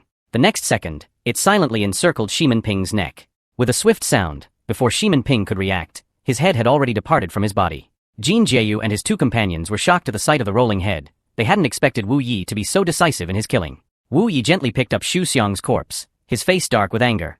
He recalled when Xu Xiang once asked him about his dreams. His answer was simple. He wanted to create a sanctuary free from war and profit. But when he asked Xu Xiang about her dreams, her answer surprised him. You are my dream. Just being able to watch you quietly is enough. Now Wu Ye's eyes flickered with boundless killing intent. Countless butterfly daggers circled around him like spirits. I will make everyone involved pay the price. That fierce killing aura made Jin Jieyu and his companions shudder. But before Jin Jieyu could explain, Ning Suyun had already drawn her sword and taken a battle stance. In her eyes, Wu Yi had killed Xi Minping without consideration. She had to fight to avenge her companion. Wu Ye's body remained motionless as the butterfly daggers shot forward under his control. At the same time, Ning Suyun's figure flashed as she rushed toward Wu Yi. She focused her inner power into her eyes, constantly dodging the daggers' attacks. But what she didn't know was that Wu Ye's butterfly daggers could change direction. After one wave of attacks, they all turned back toward her back. At this moment, Han Shuya behind her hurriedly shouted, "Watch out." She quickly rushed forward and deflected all the daggers with one sword stroke. Meanwhile, Ning Suyun took the chance to quickly fly toward Wu Yi. A sharp sword energy burst forth like reality itself. This was the Moon Shadow 13 Swords, the inherited sword technique of the Divine Moon Manor. Seeing this, Wu Yi still remained motionless, showing no intention to dodge. The next second, butterfly daggers flew in like lightning, embedding themselves into the ground before him like rivets. A web of dragon threads instantly appeared before Ning Suyun. As the threads cut into her skin, Ning Suyun knew she was in trouble. If she moved forward another step, she would likely be cut to pieces. In her urgency, she could only stop and shout to Han Shuya, "Be careful of these threads, they're strange." But as soon as the words left her mouth, a dagger had already pierced through Han Shuya's shoulder like lightning. At the same time, the dragon threads seemed to have consciousness as they firmly bound the two women. No matter how they struggled, they couldn't break free. Wu Ye's eyes were cold, filled with killing intent. In an instant, butterfly daggers appeared above the two women's heads. By now they were terrified by Wu Ye's strength. From beginning to end he hadn't even moved, yet had subdued them with just a few daggers. When they came to their senses, they saw daggers before their eyes, aimed at their heads. Clearly, Wu Yi had decided to deal the killing blow. At this moment, Jin Jieyu, who had been watching from the side, made his move. A brilliant red light burst forth from his body. Then a fierce sword energy suddenly erupted. This was Jin Jieyu's famous technique, the Nine Heavens Blazing Slash. As the scorching fire dragon swept past, it actually broke all of Wu Ye's dragon threads. The two women felt their bodies lighten as they fell from the air. Ning Suyun broke out in cold sweat, feeling lucky. If Jin Jieyu had been a second later, she would have been a corpse. Jin Jieyu sheathed his sword and walked slowly to Wu Yi, saying softly, "Wu Yi, let's calm down and talk." Wu Ye's face remained expressionless, his eyes still filled with killing intent. "Do you think that's still necessary?" Hearing this, Jin Jieyu's expression became serious as he explained. "As you can see, all this was done by Shimin Ping, but his mind was controlled by someone else when he committed these wrongs. That person is the insect master I mentioned to you before. I'm certain he deliberately provoked conflict between us to distract our attention and escape. I hope you can calm down and catch the real culprit. We can settle Shimin Ping's matter later." Wu Yi stood up slowly while holding Xu Xiang, regaining his composure. He wasn't an unreasonable person and had already noticed Shimin Ping's abnormal behavior. Then Wu Yi silently turned and walked toward the main gate. After arranging for his subordinates to handle Xu Xiang's funeral and Fragrant Sky Tower's affairs, Wu Yi left thoughtfully. Soon after, Jin Jieyu appeared again and stopped him, asking if he was going to find the insect master. But Wu Yi denied this directly, saying finding the insect master would be simple. But catching him wouldn't be enough. He wanted to make the forces behind him pay a devastating price. Watching Wu Ye's departing figure, Jin Jieyu was shocked. Could he be planning to attack the Thunder Sect directly? Han Shuya walked worriedly through the night alley. The insect master was elusive and quite troublesome. She planned to seek help from Lu Chengfeng and others. But at this moment, the insect master's figure appeared before her like lightning. Before Han Shuya could react, she was knocked unconscious. Si-Tu Jia hoisted her onto his shoulder and let out a strange laugh. "This body has good potential. I'll take her back to the Thunder Sect and turn her into the strongest puppet." Jin Jieyu, what expression will you show when you see her become a puppet? Meanwhile, Wu Yi found Tang Hao and told him he would go to Tibet to search for the Thunder Sect's base. Hearing this, Tang Hao was full of worry. The journey from here to Tibet required crossing the dangerous Western Highlands. But knowing Wu Ye's personality, he knew Wu Yi wouldn't let the Fragrant Sky Tower incident go. So he gave Wu Yi some equipment that might be useful. Among them was a bottle filled with an unknown liquid. This was an accelerant Tang Hao made using white phosphorus. Just one drop on a flame would make it burn eternally. Wu Yi packed the equipment, thanked him, and set out toward the outskirts of Chengdu. But before he could reach the city gate, Jin Jieyu found him again. Han Shuya had disappeared, and he was now full of anxiety, having lost his usual composure. Jin Jieyu was certain the insect master had done it, and he begged Wu Yi to help him no matter what. "I know the insect master must be on his way to the Thunder Sect now. Please take me with you." After pondering for a moment, Wu Yi slowly spoke, "Then you'd better keep up. As long as anyone from the Thunder Sect lives, no one can escape my grasp." Then the two headed west until they reached a lake. They found a boatman lying in a pool of blood on the shore. This meant the insect master had already taken a boat to reach the highland on the other side. Meanwhile, on the snow-covered western highland, Si-Tu Jie's figure moved slowly through the snow. But when Wu Yi and his companions set foot there, he had already sensed it. To be able to track him at such speed, it seemed the opponent's abilities were extraordinary. Could it be that mysterious boss of the Fragrant Sky Tower? He had a feeling that person was an extremely dangerous character. He had to hurry back to the Thunder Sect quickly. Meanwhile, Wu Yi and Jin Jieyu had already crossed half the highland. Along the way, Jin Jieyu became increasingly impressed by Wu Ye's abilities. His senses were sharper than blades. It was hard to imagine what level his true strength had reached. At this moment, urgent hoofbeats suddenly came from ahead. A group of bandits was galloping toward them. They knew these were Tibetan robbers who made their living by plundering passing merchant caravans. Jin Jieyu's expression became serious as he said to Wu Yi, "You go ahead, I'll catch up after dealing with them." Wu Yi didn't decline and turned away, saying calmly, "The snow will soon cover my tracks, you'll need to hurry." With these words, his figure flashed as he darted to the left. Jin Jieyu then walked slowly toward the hundreds of bandits charging toward him. "Come on, you trash." The scene shifts. The kidnapped Han Shuya now wore an expression of despair, not knowing if anyone would come to save her or what fate awaited her. But at this moment, her despairing eyes showed an expression of disbelief. A figure appeared before her as if out of thin air, moving without making any sound. Even Si-Tu Jie hadn't noticed his arrival. Wu Yi followed closely behind them like a ghost, his snake-like eyes fixed firmly on his prey. Han Shuya's expression regained some color. She didn't know if Wu Yi had come to kill her, but dying by his hand would be better than being turned into a puppet. But her change was quickly noticed by Si-Tu Jie. Si-Tu Jie suddenly turned to look behind him, but found nothing there, not a single person. But his keen perception still told him something was wrong. This woman's heartbeat was getting faster and faster. Had he missed something? But what he didn't know was that Wu Yi had been hiding behind him like a ghost the whole time. His movement technique was ghost-like, hiding behind enemies, yet impossible for them to detect. But Si-Tu Jie's keen perception still told him something was wrong. Although he couldn't detect where Wu Yi was hidden, his instincts told him someone was following him. So he repeatedly used his movement technique, moving quickly and irregularly around the area. But even so, he still couldn't catch even a trace of Wu Yi. While Wu Ye's movement technique was witnessed perfectly by Han Shuya, her eyes were now full of shock, because Wu Yi was like a shadow, never leaving her sight. Every step Si-Tu Jie took, he could predict and follow closely, even perfectly overlapping the footprints in the snow. Meanwhile, Si-Tu Jie was becoming irritated. He suddenly turned around and struck out with a palm full of powerful inner force. Who is it? Show yourself. But after his strike, he still couldn't see anyone. Si-Tu Jie began to panic. He felt like a mouse being toyed with by a cat, anxious and uneasy. As he thought, he looked at Han Shuya on his shoulder. Could the person be here to save her, hesitating to appear for fear he might harm her? Thinking this, he made a quick decision and threw Han Shuya into the air, then gathered his inner force between his palms and laughed strangely. Let's see how long you can keep hiding. With these words, he joined his palms and a fierce energy suddenly erupted. At that moment, a dagger shot forth like lightning. Before Si-Tu Jie could react, it had pierced through his palm. The intense pain made his whole body tremble, and Han Shuya on his shoulder fell to the ground with a thud, having lost her support. Si-Tu Jie clutched his wound, his heart full of terror. The opponent's strength was beyond what he could handle. He had to get back to the Thunder Sect quickly to ensure his safety. Thinking this, he hurriedly fled toward the distance, unable to care about Han Shuya on the ground. He was truly frightened. After Si-Tu Jie left, Wu Yi appeared and helped Han Shuya up. She was exhausted from her severe injuries and the harsh cold environment.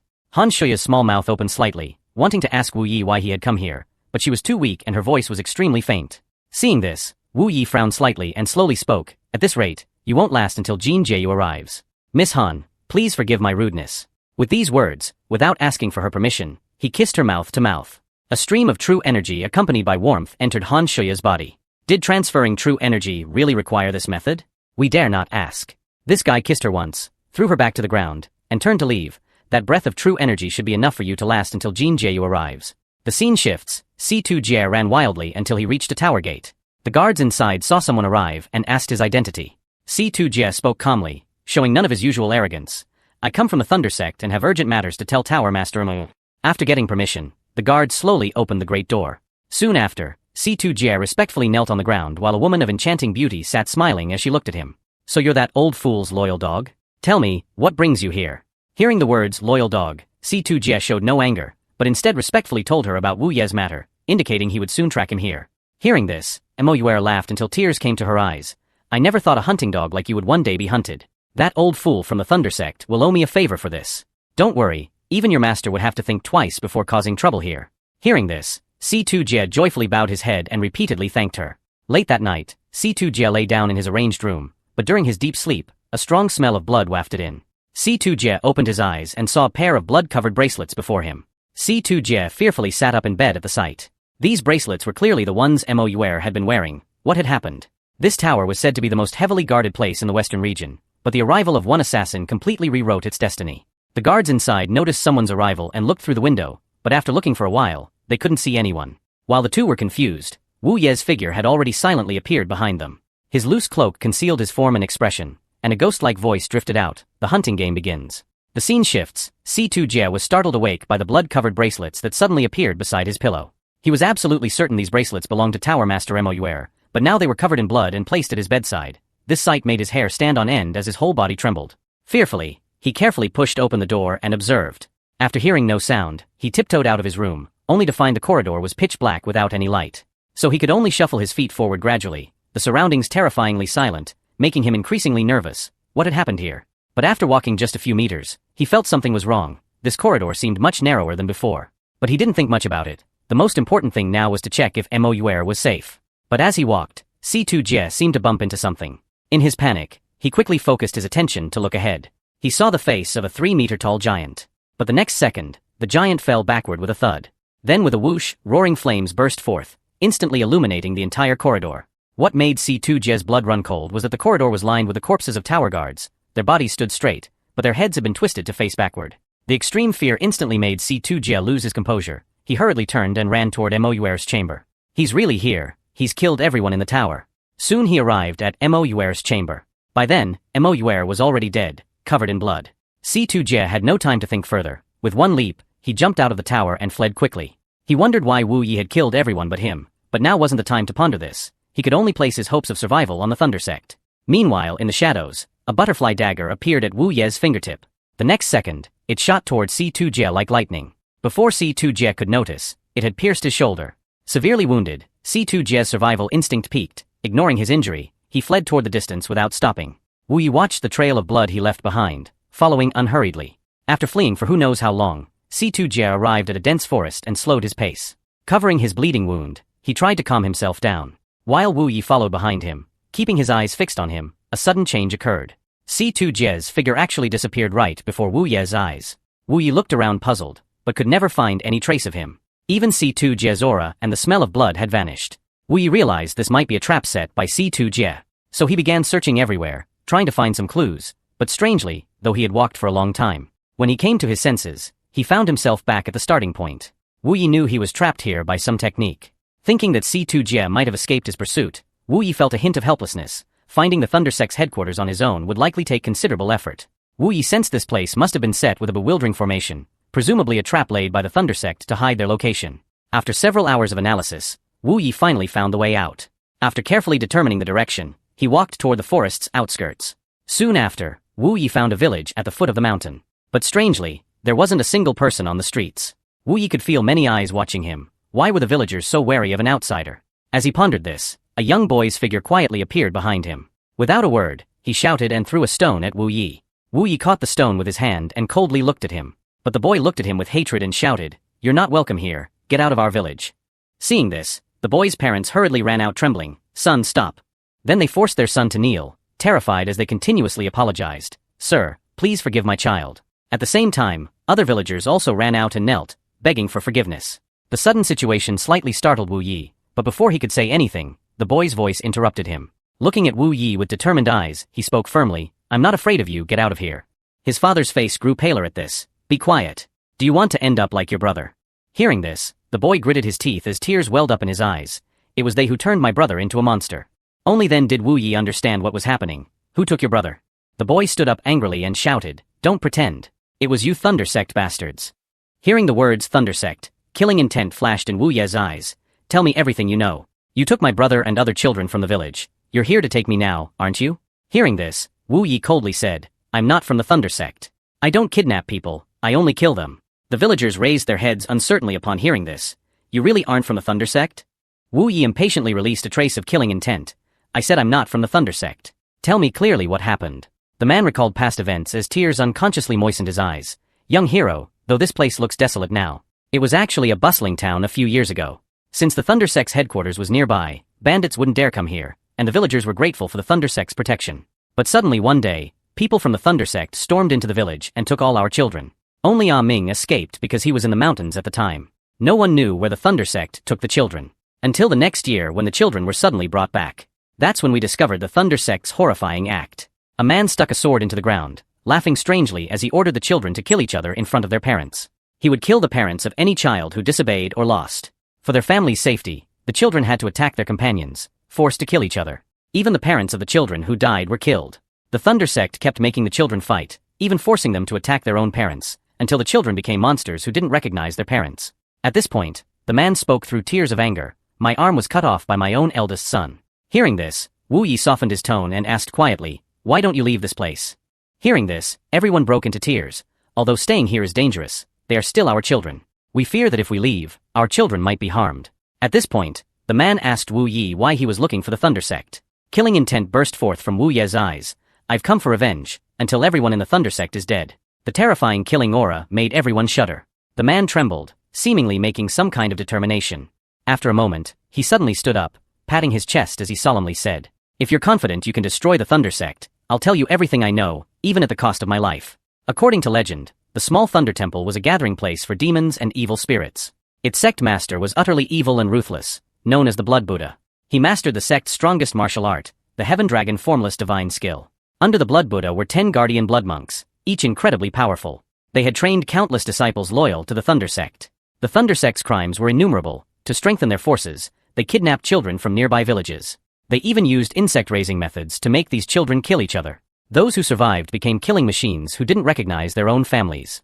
The villagers told Wu Yi everything they knew about the Thunder Sect. They placed their only hope of rescuing their children in Wu Ye's hands. The Thunder Sect's practice of kidnapping children and training them as killers stirred Wu Ye's memories, making him fall silent as he recalled his own childhood experiences. A moment later, he came back to his senses, knowing that any delay would only give the Thunder Sect more time to prepare for him. At this point, Little Ming bit his lip and tearfully begged Wu Yi to rescue the kidnapped children no matter what. But Wu Yi immediately refused his request. I'm not a good person. No one knows the current state of those children, and I'm not going to the Thunder Sect to save people. However, as payment for your information, I can promise you one thing, to make the Thunder Sect completely disappear from this world. After leaving the village, Wu Yi returned to that dense forest. As the surrounding space began to blur, the formation activated as expected. But even the most intricate formation couldn't completely conceal the essence of things. Soon Wu Yi discovered a clue in a stream. The feeling of flowing water was hard to fake. A golden light flashed in Wu Ye's eyes. He firmly believed that following the stream would lead to an exit. But soon his path was blocked by a large drainage outlet. Just as Wu Yi was puzzling over this, a sudden huge gust of wind blew from ahead. The drainage outlet began to violently distort. The next second, it disappeared right before Wu Ye's eyes. Faced with this sudden situation, Wu Yi became more certain this was the path to the Thunder Sect. Thinking this, he decided to stop trusting what his eyes saw and instead focus his senses on water flow and scents. After who knows how long, Wu Yi felt he had entered some kind of tunnel, and his path was blocked by an iron gate. Wu Yi peered through the gate, vaguely able to see a magnificent building. He realized he had reached the edge of the formation. The next second, his figure turned into a wisp of smoke and vanished. The scene shifts to inside the small Thunder Temple, where all disciples received orders to be on full alert. It was said that the assassin was extremely powerful. Even Master C2 Jie had barely escaped with his life. Hearing their conversation, Wu Yi immediately understood. C2 Jie had already escaped back to the Thunder Sect and prepared for his arrival. Meanwhile, in the Thunder Sect's main hall, C2 Jie knelt before the Blood Buddha, not daring to breathe loudly. The Blood Buddha was now gritting his teeth in anger as he berated loudly, "You useless waste. After being hunted for so long, you couldn't even see the assassin's face. Now you've even led that assassin to our sect. After all the resources I spent training you, you're truly disappointing." Hearing this, C2 Jie hurriedly stood up trembling, expressing his loyalty. "Master, please give me another chance. I will definitely eliminate him." At this point, a blood monk beside them spoke up to plead for C2 Jie. "Master, although C2 Jie brought back a tale, he has completed the mission of taking revenge on the Qingqing sect. I believe this merit should offset his fault." Other blood monks exchanged smiles at this. "It's just one assassin. We can send more disciples to deal with him. What waves could he possibly make in the Thunder Sect?"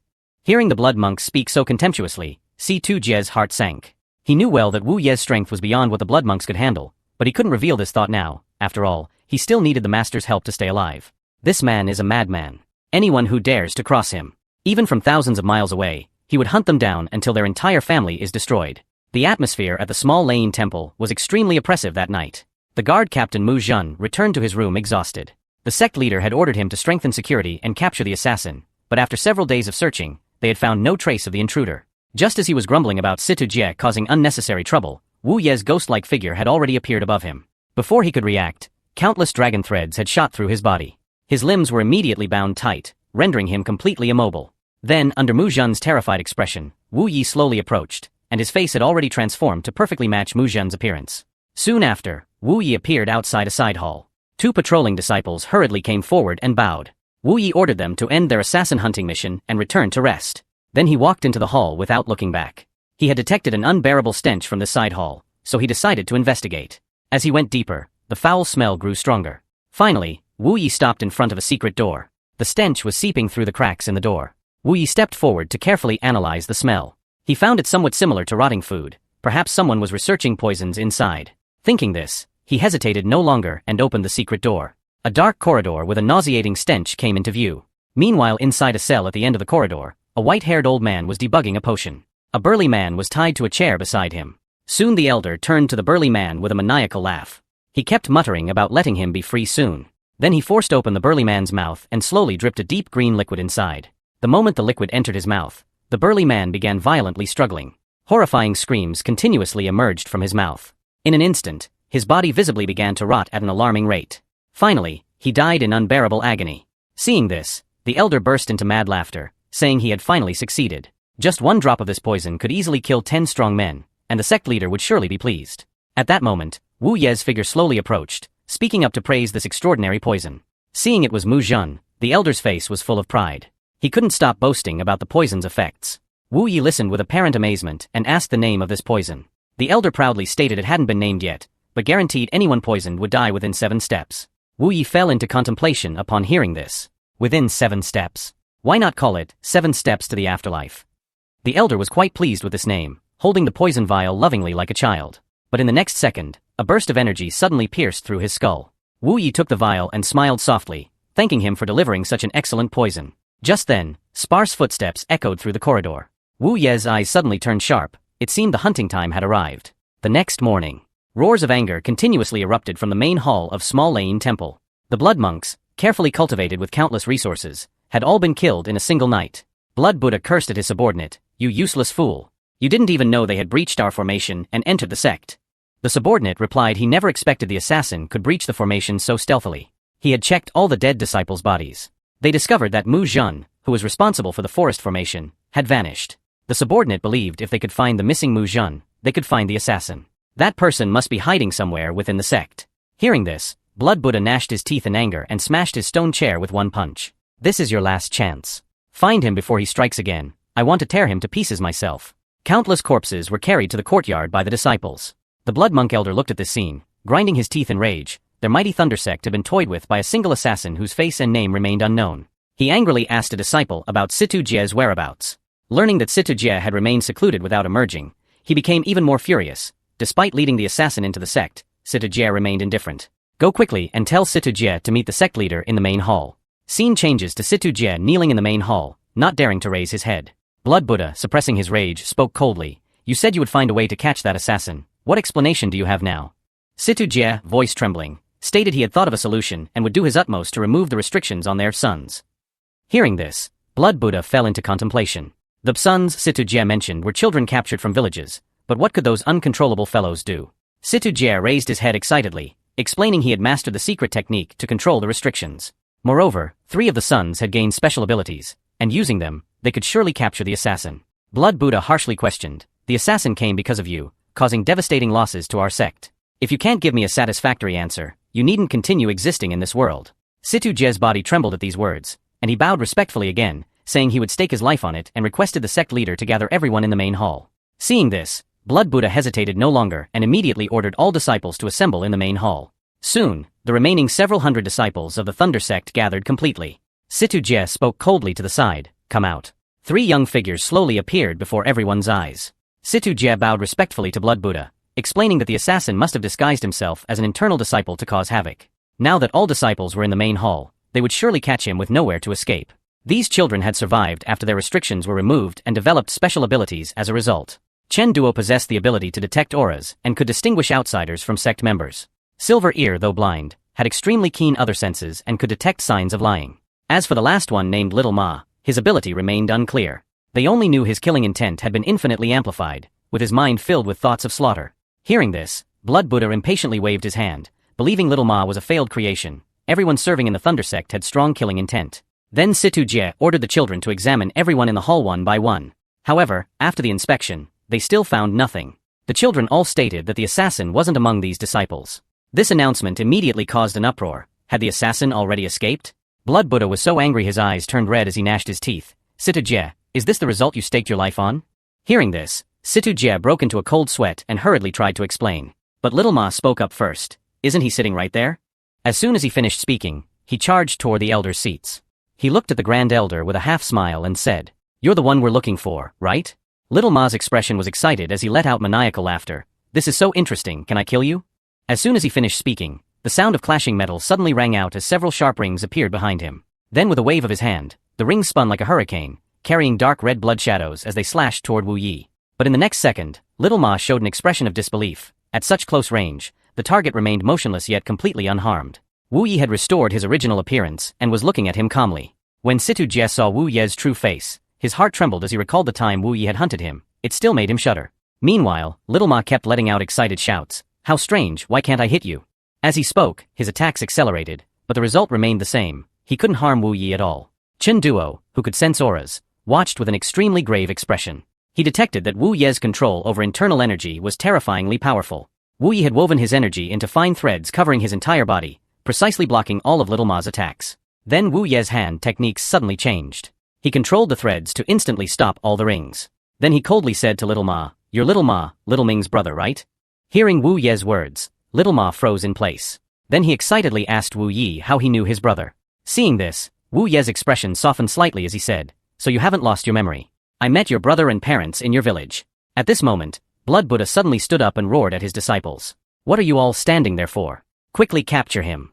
Hearing this, Wu Ye's eyes suddenly turned cold as he murmured, "I hate it most when people interrupt my conversation." As he spoke, a blazing flame slowly appeared in his palm. Raising his arm, he warned Little Ma, dodge quickly. Hearing this, Little Ma instantly reacted and leaped into the air as a heat wave surged beneath him toward the Thunder Sect disciples. With a thunderous boom, the sturdy walls of the main hall were instantly blasted to pieces. The disciples screamed in agony as they tried to extinguish the flames on their bodies, but no matter how they struggled, they couldn't put them out. Seeing the scene descend into hell, Blood Buddha was shocked and gritted his teeth in anger. He knew this was no ordinary fire. What trick was this fellow playing? At this point, Blood Buddha felt a hint of fear at Wu Ye's methods, not even having noticed when the other had hidden right under his nose. He told Ma that his family was waiting for him to return. Ma sniffed with a look of celebration on his face. Too good they are all still alive. It turned out that his memories hadn't been erased by the secret technique, and that he had only cut off his father's arm in order to protect his father's life. Seeing him stand up, Ma asked if he was going to take him away now. Wu Yi waved his hand, walking forward with murderous intent in his eyes. "I'm not here to save you, I'm here to kill." Hearing this, Little Ma showed a surprised expression. "Kill all these people?" Seeing Wu Yi nod, Little Ma immediately showed an excited expression. "This is so cool." Then he burst into maniacal laughter. Kill them all." Situ Jie, seeing Little Ma turn against them, angrily shouted, "You wretch, are you planning to betray me?" Little Ma gave him a cold glance. "Betray? I never considered you allies. To you, we were nothing but slaves." At these words, Chin Duo and Silver Ear spoke up in agreement. "Little Ma is right. Although we don't remember our past like Little Ma does, we cannot tolerate what you did to us." Hearing this, Situ Jie raised his arm in anger and said coldly, "You're asking for death." The next second, several fine threads like flying dragons wrapped around his arm. Wu Ye's eyes were filled with killing intent as he said coldly, "Do you think you have the ability to harm them in front of me?" Wu Ye's three-flavored true fire burned the Thunder Sect disciples, making them howl in agony. Blood Buddha, watching the scene before him, was burning with rage. "You bastard, what sorcery are you using?" He gritted his teeth, veins bulging on his face as he considered his options, while inwardly cursing Situ Jie 1,000 times. This bastard had confidently claimed he could capture the assassin, but now not only had he plunged the sect into crisis, even the carefully cultivated children's team had turned against them. Thinking this, Blood Buddha's aura suddenly erupted. "Since you're all determined to die, this master will grant your wish." As he spoke, his palms unleashed waves of violent energy, surging forward like massive waves, creating buzzing sounds in the air. The fierce energy gathered the burning flames into a fire dragon. This was the Thunder Sect's inherited secret technique, the heavenly dragon formless divine skill. The terrifying power carried scorching heat straight toward Wu Ye's back. Wu Yi detected the energy attack coming from behind, his snake-like eyes flashing with a gleam. A thunderous boom exploded in the field. The fire dragon swept through like a hurricane, destroying half of the palace. But when the rolling smoke cleared, Wu Yi and the three children had vanished from their spots. Blood Buddha shouted angrily at his disciples. Where did they go? The disciples who barely survived looked at each other. The previous attack was too powerful for them to pay attention to anything else. At this time, a blood monk tremblingly said to Blood Buddha, "Could it be that Master's divine skill was too powerful, and they were all turned to ashes?"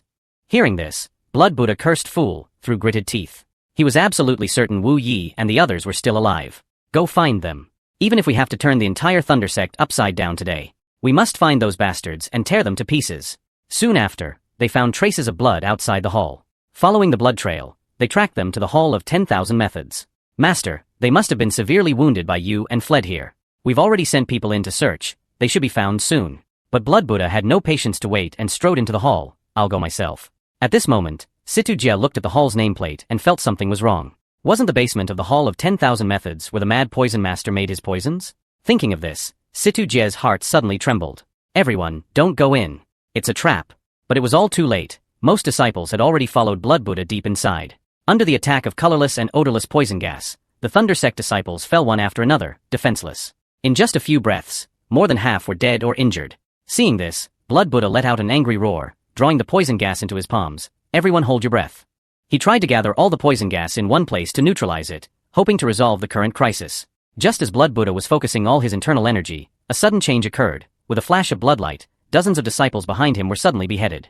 This sudden situation caught Blood Buddha off guard. What's going on? Little Ma appeared with an evil smile, alongside his companions, slowly walking forward. Been waiting long? We're here to kill you now. It turned out that when Blood Buddha controlled the fire dragon, Wu Yi had already led them away from the hall. They also took a Thunder Sect disciple's corpse, leaving a trail of blood to lure them here. Along the way, the bloodthirsty Little Ma kept shouting about wanting to kill them, but Wu Yi said that would be too boring. He wanted to toy with them like a cat with mice, making them feel the terror of approaching death step by step. Little Ma and his companions laughed as they slowly walked toward Blood Buddha. The sect's actions against them over the years were still fresh in their minds. We've waited too long for this moment. Today, none of you from the Thunder Sect will escape. Seeing half his disciples dead or injured, Blood Buddha gnashed his teeth in rage. Since you're so eager to die, I'll grant your wish. As he spoke, surging internal energy gathered in his palms. This was the ultimate killing move of the heavenly dragon formless divine skill, the formless fire. Despite this, Little Ma and his companions continued advancing without slowing. Blood Buddha suddenly threw back his head and let out a wild, long roar. The violent energy burst forth like a tsunami. With a thunderous boom exploding in the field, the entire hall was engulfed in scorching flames. The terrifying energy waves nearly blew away even Situ Jie and the others outside the hall. When everything settled, the scene before them left everyone dumbfounded. The massive hall had been reduced to ashes, leaving only a crater several meters deep. Blood Buddha stood in the crater maintaining his attack posture, while Little Ma and the others had vanished. Seeing this, Situ Jie secretly breathed a sigh of relief. They had finally been eliminated. He quickly ordered the disciples to go down and help. The remaining disciples leaped into the crater toward their sect leader. The leading disciples kept praising their master's supreme martial arts. But the next moment, Blood Buddha's expression suddenly changed. A figure swift as lightning charged toward his back. By the time he reacted and tried to block, it was already too late. Little Ma, wielding his weapon, had instantly beheaded 2 disciples. His figure continued without pause toward the other disciples. A blood monk saw this and shouted, channeling energy to attack him. Unexpectedly, he was struck through the neck by a suddenly appearing hand chop. Seeing Chen Duo steal his prey, Little Ma cursed and swore. However, his mood swinging wildly, the next second he switched back to a bloodthirsty expression. The rest are all mine. With that, his rings flew out like divine weapons of harvest, followed by the disciples' miserable screams. Seeing his disciples being brutally slaughtered, Blood Buddha trembled with rage. You insects all deserve to die. But before he could move to rescue them, he found several threads silently encircling his neck. He yanked the threads away, cursing, you damned assassin, can you only use these petty tricks? Wu Yi didn't respond to his words, instead controlling several butterfly daggers to shoot toward him. Blood Buddha channeled his energy and deflected them all with a wave of his hand. Is sneaking around in the shadows all you can do, you rat? With that, he charged violently toward the direction the daggers came from. A surge of violent energy gathered in his palm. Die. A huge boom rang out as the powerful force swept out like a tidal wave. However, this terrifying attack was easily blocked by Wu Ye's raised hand. He stood with a cold expression, his eyes sharp as a viper's, with several butterfly daggers dancing around him like spirits. The next second, the daggers shot toward Blood Buddha's face with lightning speed. But Blood Buddha reacted incredibly fast, snatching all the daggers between his fingers in midair. Gritting his teeth, he released a burst of scorching internal energy, melting the dark iron daggers into slag. These little tricks won't work on me. Prepare to die. But Wu Yi remained calm, reaching toward his waist. A snake-like whip appeared in his hand. This was a secret weapon given to him by Tang Haoyu before setting out. He hadn't expected these fire and waterproof items would come in handy here. Wu Yi spun his dropped cloak to form a shield, then shot forward like a cannonball. At the same time, the whip lashed out at a bizarre speed. The next second, countless tiny needle-like projectiles scattered like flower petals. Seeing such strange techniques, Blood Buddha's heart trembled. What kind of demonic thing is this? With his life at stake, he couldn't afford any carelessness and hurriedly used all his strength to block the fierce attack. Wu Ye's whip lashed out again, giving his opponent no chance to breathe. Instantly, the scale-like projectiles danced like snowflakes filling the sky. Then a terrifying force suddenly erupted. This was the Qingqing sect's secret technique, the 72 sword waves. The surging waves rushed toward Blood Buddha like a tsunami. Caught in the center of the attack, Blood Buddha had nowhere to dodge and could only raise his hands to block with all his might. A deafening roar burst from his mouth. Pushing his formless divine skill to the extreme, he threw a punch that dispersed the massive waves. A fire dragon seemed to coil behind him like a real one. To force me to this point, you should be proud. But Wu Ye's aura continued to rise, forming a spirit snake image. That was just the appetizer. Wu Yi gripped his dagger and charged at Blood Buddha's throat like lightning, but Blood Buddha caught his wrist firmly with one hand. Blood Buddha pulled back with one hand, using the momentum to throw a powerful punch, his internal energy turning to flames that struck Wu Ye's face. But strangely, Wu Yi didn't seem badly hurt. He twisted sharply and swung his sword at Blood Buddha, but Blood Buddha reacted quickly, ducking to dodge. His right fist, hot as magma, struck toward Wu Ye's abdomen again. As the fist passed, Wu Yi felt intense pain in his abdomen, even his fireproof clothes had been melted. But Blood Buddha didn't know this was all part of Wu Ye's calculation. Whenever Blood Buddha was about to hit his body, Wu Yi would predict the attack trajectory and use dragon threads to secretly block the force. He deliberately took minor injuries to deceive Blood Buddha, making him think Wu Yi was weak and let down his guard. But Wu Yi knew this alone wasn't enough to fool a top master. So during the fierce battle, his breathing became increasingly rapid.